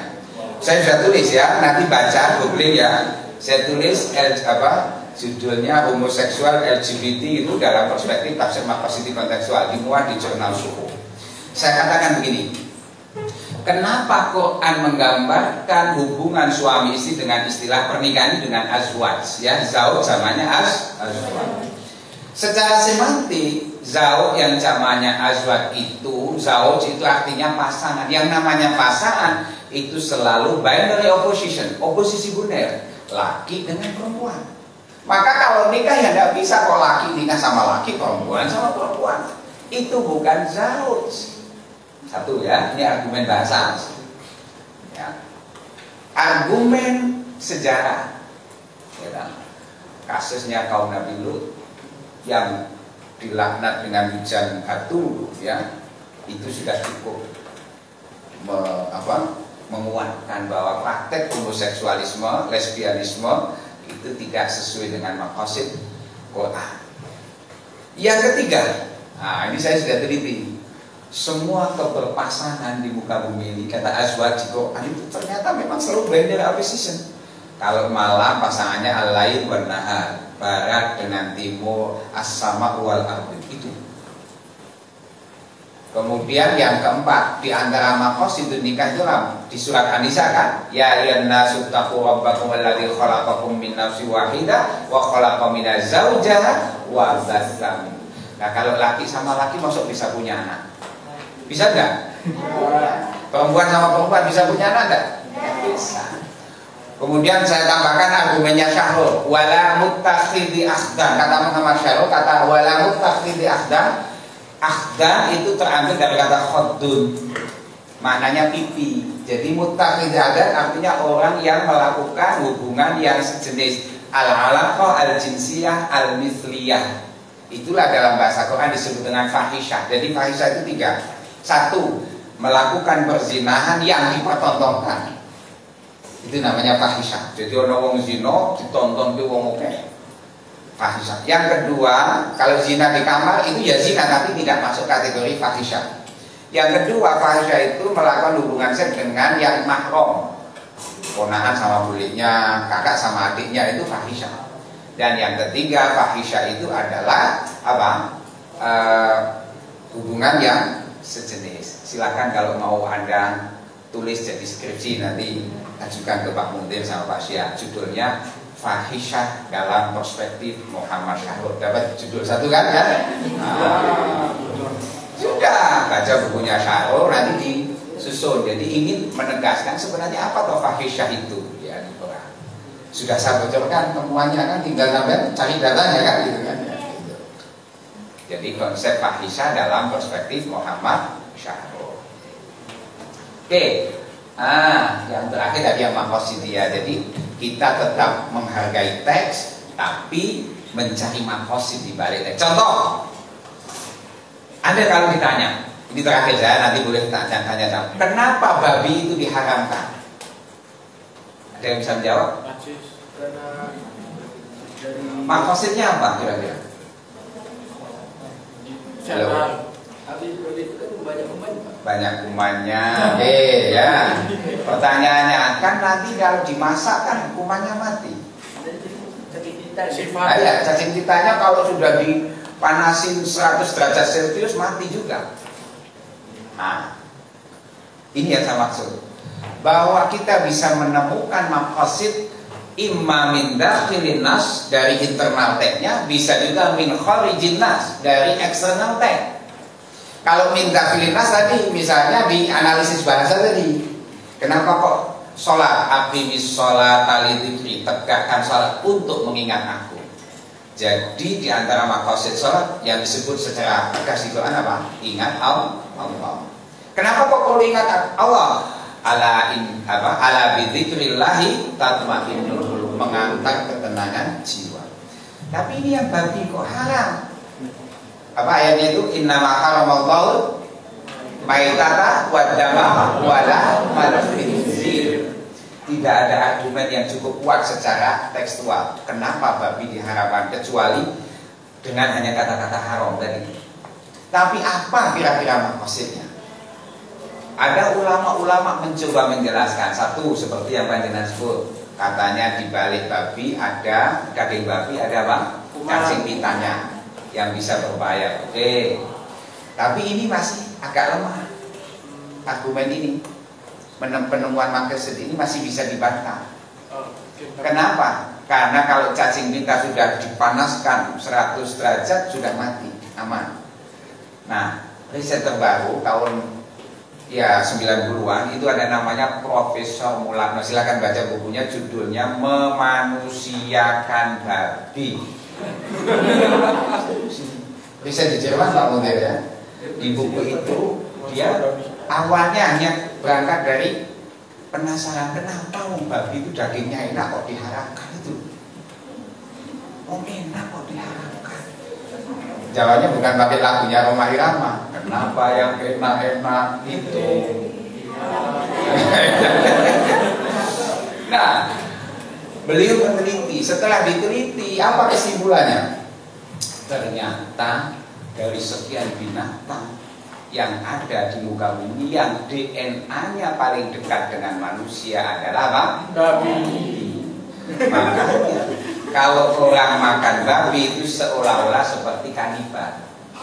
Satu. Yang kedua, diprediksi kalau manusia nanti semuanya mengkonsumsi daging babi, karena ada kedekatan DNA, dampaknya apa? Akan terjadi keterputusan populasi.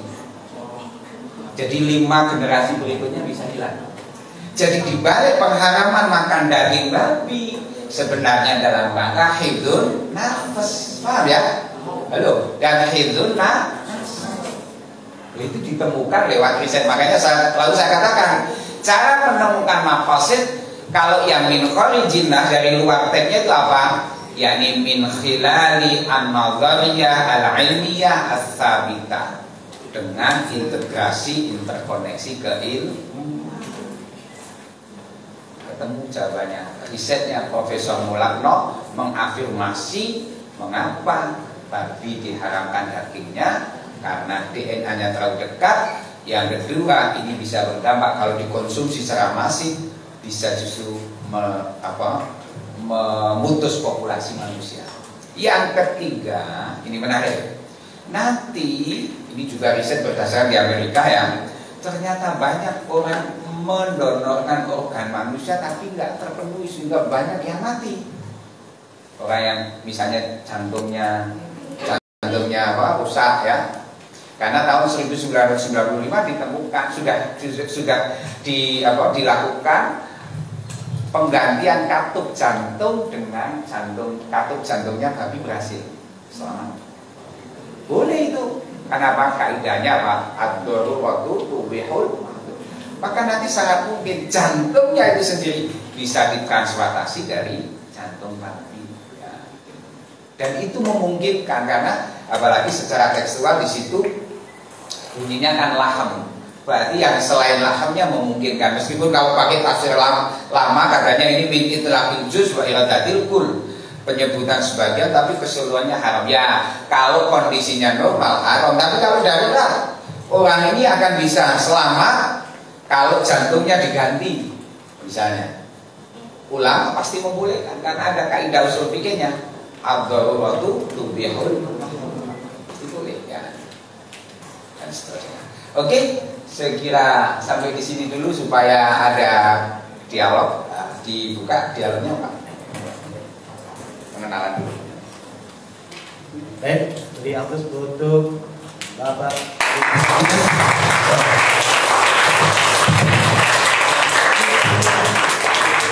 Jadi sangat antusias sekali dari adik-adik mahasiswa kita ingin belajar tentang tafsir Maqasidi, dan tentunya sekarang sudah punya gambaran, sudah punya pengetahuan tentang tafsir Maqasidi, dan itu cukup memberikan inspirasi buat adik-adik semua.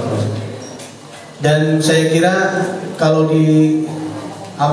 kalau memang dijelaskan untuk awal sampai akhir, apalagi mengkait-kaitkan istilah maqasid dalam tafsir dan maqasid syariah yang tadi disinggung dalam tafsir Ibnu Ashur, maqasid syariah, ini tentu akan menjadi panjang lagi pembahasannya. Tapi setidaknya apa yang sudah disampaikan oleh narasumber kita sudah cukup detail dan sudah cukup sistematis, dan ini cukup membekali kalian untuk melangkah ke step berikutnya sebagai inspirasi untuk memberikan gambaran judul terbaru dalam skripsi kalian dalam konteks tafsir Maqasidi.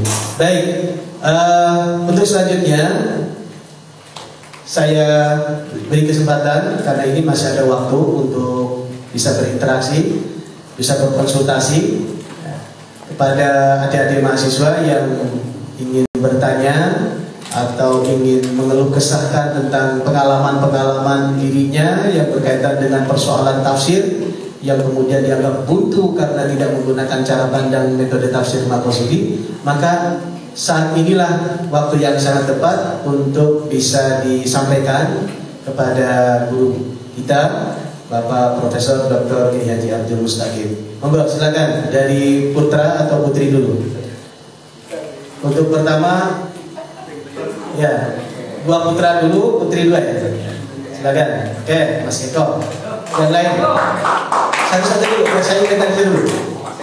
Nah, yang ini, satu lagi, yang putra. Mas Faisal. Oke, Faisal. Mana Faisal? Mana Mas Faisal? Belakang. Baik, untuk yang putri. Siapa namanya? Ya? Haidira. Oh iya, Haidira nih, kemarin student mobility ya. Nah, terus siapa lagi? Satu lagi? Siapa namanya? Lida. Baik, Lida. Ada 4 pertanyaan, Prof. Nanti akan secara bergilir saja sesuai dengan tadi urutannya. Monggo silakan untuk yang pertama Mas Eka ya. Kemudian kita kasih upload biar semangat ya.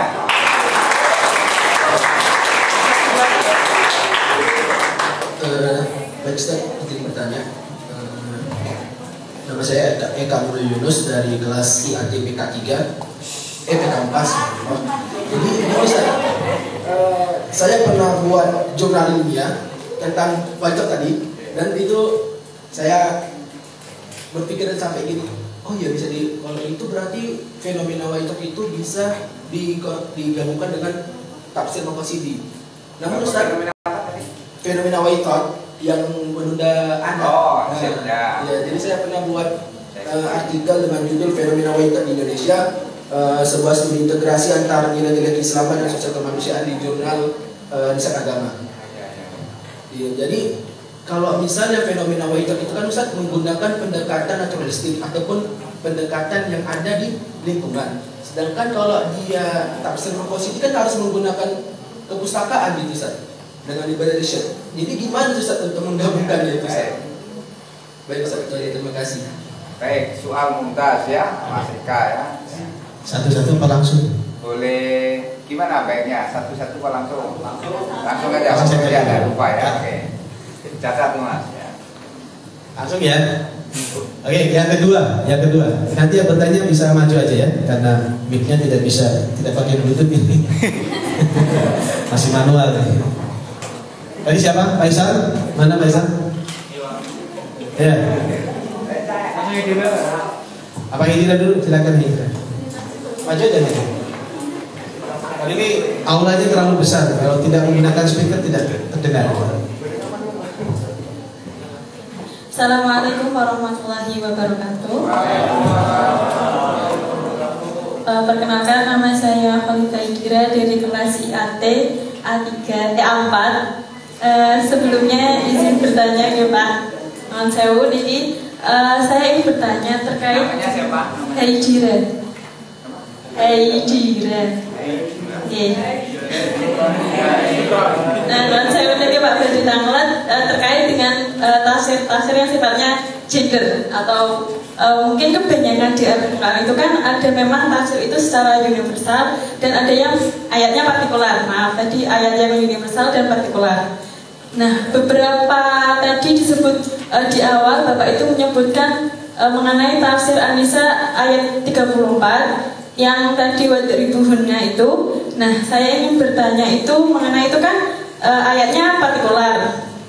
Nah, terkadang ayat itu tuh digaung-gaungkan para aktivis feminis itu sebagai ayat yang patriarki.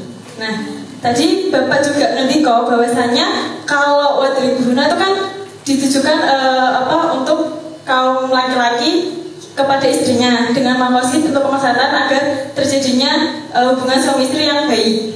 Nah, tetapi itu kan di awal ayat juga dijelaskan ar-rijalu qawwamuna 'alan nisa, bahwa laki-laki itu adalah pelindung bagi wanita. Nah, terkadang ayat ini tuh kayak apa ya Pak? Seperti kayak kok lanang sih kan gitu. Terus kan itu juga ada tafsirnya tuh yang laki-laki itu dilebihkan atas lainnya gitu kan. Berarti kan kayak kesannya perempuan itu nggak punya kelebihan kayak gitu. Nah, bagaimana maksudnya ini terkait dengan tafsir gender seperti itu Bapak? Dan ada lagi surat An-Nisa ayat 1 juga mengatakan min nafsin wahidah. Itu kan secara global itu ditafsirkan bahwa yang diciptakan pertama itu adalah laki-laki Adam dan Siti Hawa itu dijadikan sebagai pendampingnya. Berarti kan istilahnya kayak itu ini cuma dibuat untuk sebagai pendamping aja. Ngaten Pak, ngaten suwun. Baik. Tidak. Ini saya catat ya pertanyaannya.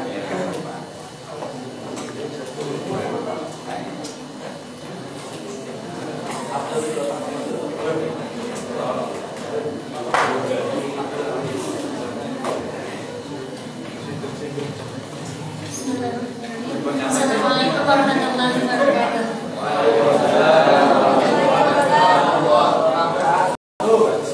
Pertanyaan ini enggak terlalu kritis dengan teman-teman yang lain. Iya.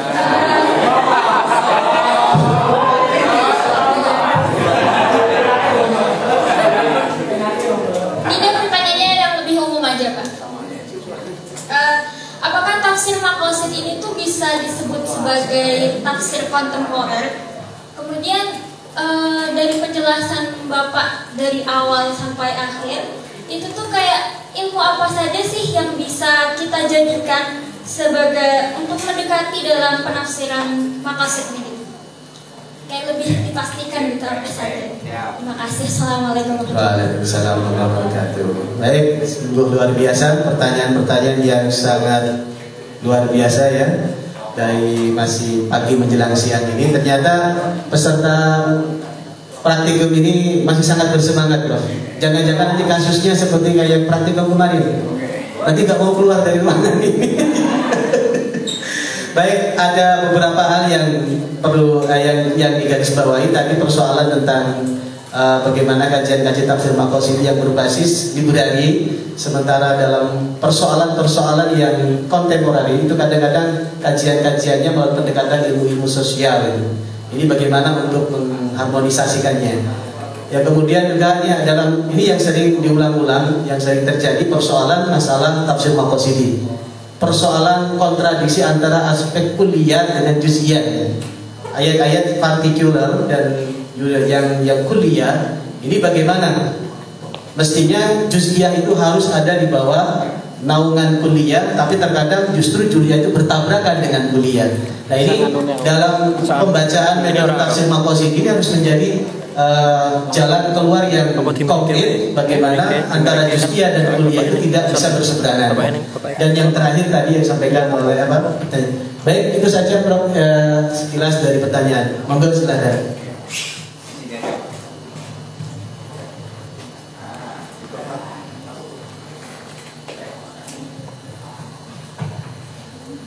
Baik, terima kasih ya atas respon dan tanggapannya. Kok bengong? Halo, tes. Oh, karena dekat dengan gitu ya. Baik. Ini yang pertama dari Mas Eka. Mungkinkah kita melakukan riset dengan mixed methodology namanya? Jadi mix itu artinya penggabungan antara lapangan dengan pustaka. Itu sesuatu yang niscaya, yang memungkinkan sekarang, dan tidak ada masalah. Karena apa? Panjenengan itu nggak bisa riset lapangan kalau tidak baca dan pustaka sesungguhnya. Justru riset yang bagus sekarang itu adalah penggabungan antara yang pustaka dengan yang lapangan, sehingga data yang di yang di dalam pustaka selama ini bisa diperbarui karena menemukan data baru di lapangan. Data baru di lapangan tidak bisa bunyi kalau tidak didukung oleh pustaka. Itulah Mas Agus. Sehingga apa yang sampean lakukan menurut hemat saya bisa dikembangkan nanti bisa menjadi skripsi Mas. Yang sudah Anda tulis dalam bentuk makalah kan? Tidak apa-apa, tapi dikembangkan. Ada angle yang dikembangkan, basisnya dari pengembangan makalah. Boleh tidak meneliti yang sudah terbit kemudian dilanjutkan, boleh. Jadi pengalaman saya, tesis saya dulu basisnya dari diskusi di kelas ya, tesis saya kasih jadi buku kan, Tafsir Patriarki judulnya itu ya. Jadi paradigma tafsir patriarki. Dulu saya meneliti pemikiran Miftat Hasan, salah satu tokoh feminis perempuan kan.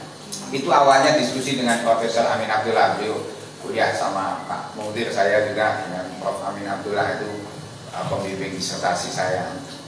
Nah itu saya kembangkan. Kemudian disertasi saya juga basisnya dari diskusi kelas. Ketika saya meneliti tentang Fazlur Rahman dan Muhammad Syahrul, itu dari diskusi kelas kita kembangkan jadi disertasi. Nah makanya Mas Eka bisa itu data lapangannya dipertajam lagi, sampel-sampelnya atau mungkin kasus-kasusnya, kemudian nanti dibangun teorinya secara lebih kokoh dengan pustaka yang ada, jadilah riset yang mixed ya, mixed data lapangan maupun pustaka ya.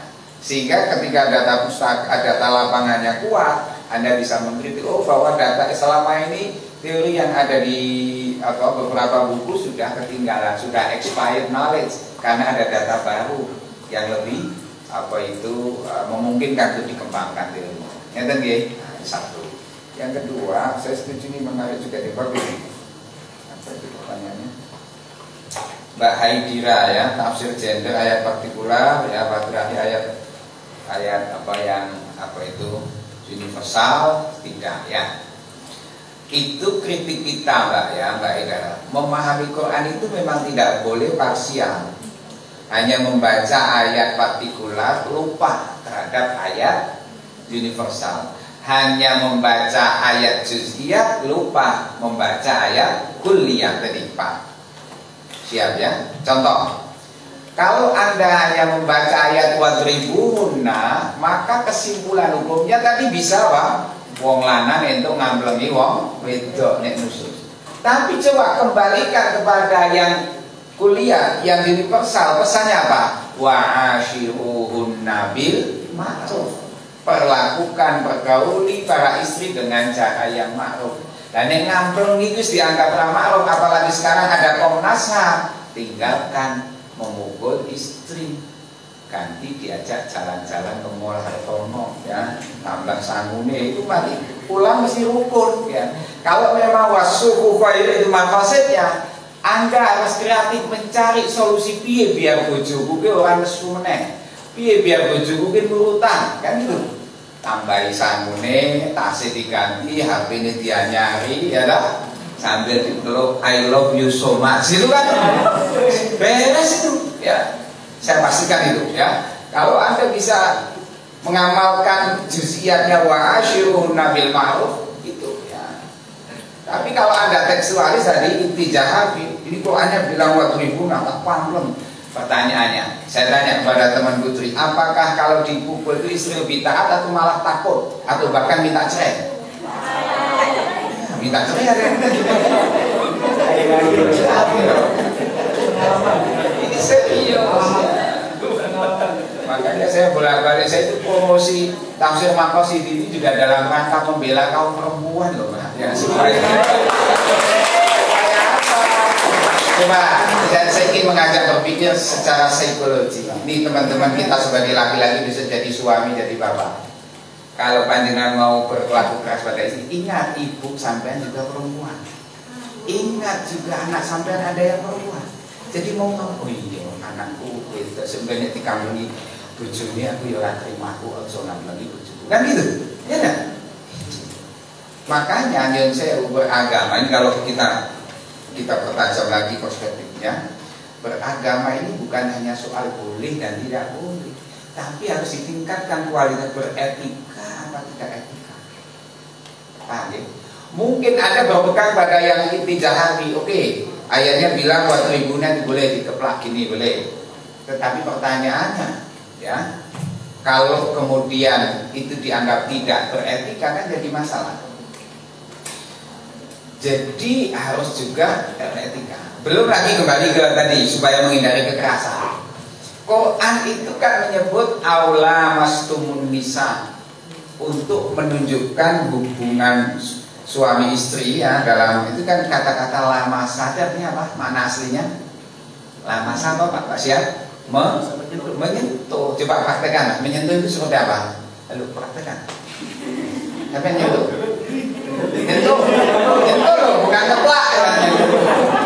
Nyentuh kan gini tak? Halus. Itu secara psikolinguistik ya. Mana? Loh ini tidak tafsir tapi cara menangkap maqasidnya pakai ilmu bahasa.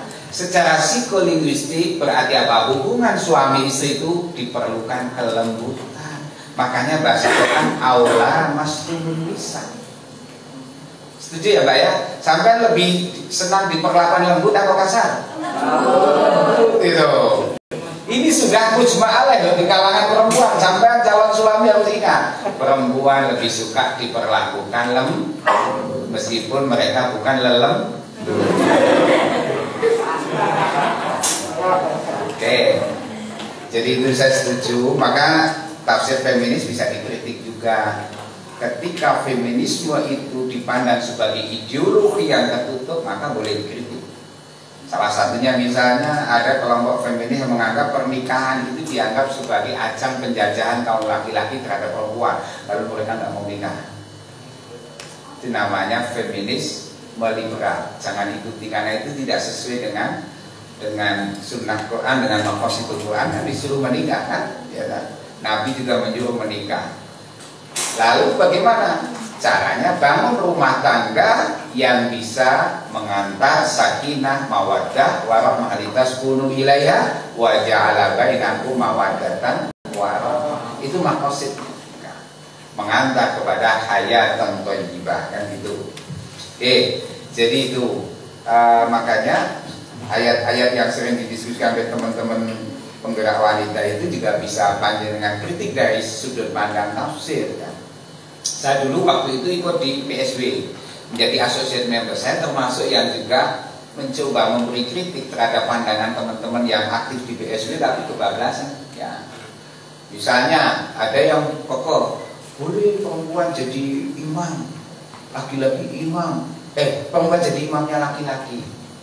Lalu waktu itu merujuk kepada hadis yang diriwayatkan oleh Imam Abu Dawud yang menjelaskan bahwa Ummu Waraqah pernah jadi imam di antara makmumnya laki-laki.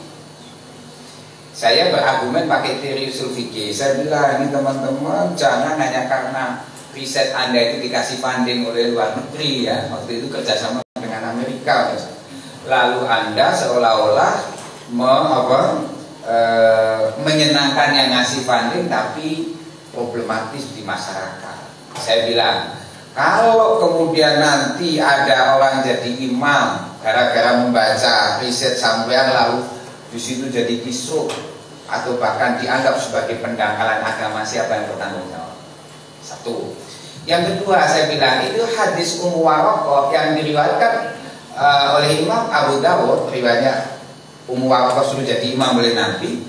Itu kan kasusnya adalah kasus spesifik, yaitu apa? Ummu Waraqah seorang hafizah, kemudian di situ ada orang tua yang bacaan Qur'annya tidak lebih bagus, ada budak di situ, makanya yang imami Ummu Waraqah itu pun jadi imamnya hanya di dalam rumah, bukan di masjid. Tidak ditemukan riwayat Aisyah meskipun alimnya kayak apa jadi imam di Masjid Madinah, tidak ditemukan riwayat itu.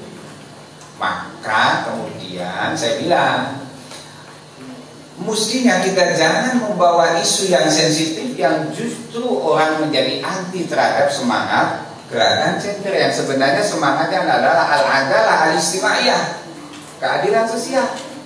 Lebih baik mengangkat isu tentang misalnya upah buruh perempuan yang lebih rendah ketimbang laki-laki, itu lebih menjanjikan ketimbang mempersoalkan isu yang sensitif. Perempuan pengen jadi imam di masjid Uin Wali Songo, nanti makmum yang paling depan Pak Syihab, ya kan, perempuan, ya jadi masalah kan gitu kan. Coba saya tanya kepada teman-teman, apa ruginya kalau sampai diimami oleh imam laki-laki? Gak ada ruginya kan? Gak ada ruginya. Nah, kan mending lebih baik mengangkat isu. Lalu saya katakan, mestinya kalau hadis Ummu Waraqah itu mau dipakai secara khusus, yakni apa? Kalau ada alumni IAT hafizah lalu untuk mu'alaf misalnya yang baru belajar Quran, maka Anda di rumah Anda yang hafizah boleh jadi imam imamin suami Anda yang sedang boleh itu pakai hadisnya Ummu Waraqah. Tapi lalu ada karena penggerak gender mau jadi imam di masjid Uin Parisa, pasti jadi viral Anda ya. Ya kecuali kalau Anda pengen viral silakan ya. Tanggungannya nanti dibully, diadili oleh MUI dan sebagainya, monggo ya. Saya nggak ikut-ikutan ya. Tafsir Maqasid ini tidak mengantar ke sana karena apa? Maqasid itu kata kuncinya maslahat. Sekiranya tidak maslahat, maka harus dikritik. Tafsir ini berarti bermasalah di dalam ranah sosial kan gitu. Harus kita koreksi lagi. Gitu loh. Oke. Kemudian yang terakhir apa tadi? Oh iya, ilmu apa yang dipakai? Oke, yang pertama tafsir Maqasid saya katakan bagian dari genre tafsir modern kontemporer yang perlu kita kembangkan untuk terus mengembangkan penafsiran. Makanya saya bilang ke Pak Syihab, ini saja nih gambarnya keliru. Qurannya harusnya Quran terbuka. Oh iya Ustaz, maaf, saya nggak bisa buka Qurannya. Ini problem IT kalau ini kan ya. Jadi mestinya simbolisasinya Qurannya terbuka, memberikan maqasidnya apa kalau gambar Qurannya terbuka? Berarti Quran itu selalu terbuka untuk ditafsirkan sepanjang zaman. Maka kata Muhammad bin Daros dikatakan Al-Qur'anu kitabun khalidun wa ata'uhu mutajaddidun. Quran itu kitab yang abadi, tetapi penyajiannya selalu kontekstual. Maka simbolisasinya mestinya gambarnya Quran terbuka untuk dikaji, terbuka untuk terus ditafsirkan. Jangan pernah membekukan dan membakukan tafsir. At-tafsiru yataghayyar wa yatatawwa hasba tatawwuril azminati wal amkinati wal ahwali wal dzuruf ya. Tafsir bisa berkembang, berubah seiring dengan perkembangan zaman, situasi dan kondisi. Itu kaidahnya ya. Nah, sebab kalau tafsir nggak boleh berkembang, jurusan IAT harus ditutup ya. Saat ini bulan Pak Mungkin nggak jadi Kapolri, Pak Syihab nggak jadi Sekprodi itu. Jadi dibuka Kapolri IAT mengandung maqasid supaya tafsir terus dikembangkan, supaya Quran bisa selalu kontekstual menjawab problem sosial keagamaan masyarakatnya. Oke, begitu ya. Yang kedua, ilmu apa ya? Ilmunya memang harus integrasi, interkoneksi. Makanya belajar tafsir jangan hanya belajar ilmu bahasa kok. perlu juga teori sosiologi, teori psikologi tadi, psikolinguistik tadi membantu. Bahkan membaca teori-teori ilmu pengetahuan yang sudah fixed, ya, yang sudah mapan, yang temuan-temuan terbaru menjadi penting ya. Karena kalau tidak, maka Anda akan menjadi ubadatun khusus, penyembah teks. Kalau penyembah teks ini yang dikritik oleh siapa? Syihabuddin Al-Qarafi, bukan Pak Syihabuddin ya. Syihabuddin Al-Qarafi di dalam kitabnya Al-Furuq dia mengatakan apa? Al-jumudu 'alal manqulat abadan dhalalun fiddin wa jahlun bimaqasidi ulama'il muslimin wassalafil madhi. Orang yang jumud stagnan hanya terpaku pada mangkulat teksnya saja, ya, orang cuma jumud stagnan di situ, maka dhalalun fiddin, kesesatan dalam agama, wa jahlun bimaqasidi ulama'il muslimin, dan kebodohan, ketidakmengertian terhadap maqasidnya para ulama dan as-salafil madhi, para ulama salaf yang dulu. Jadi itulah saya kira satu hal yang penting untuk kita sadari bersama. Terima kasih. Wallahu a'lam bishawab ya. Masih ada?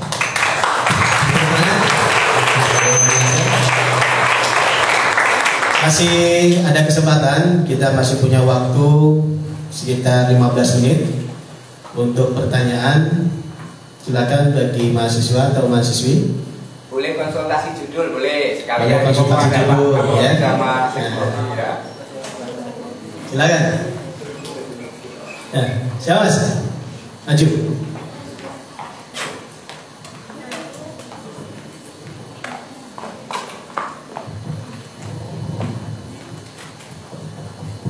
Nggih.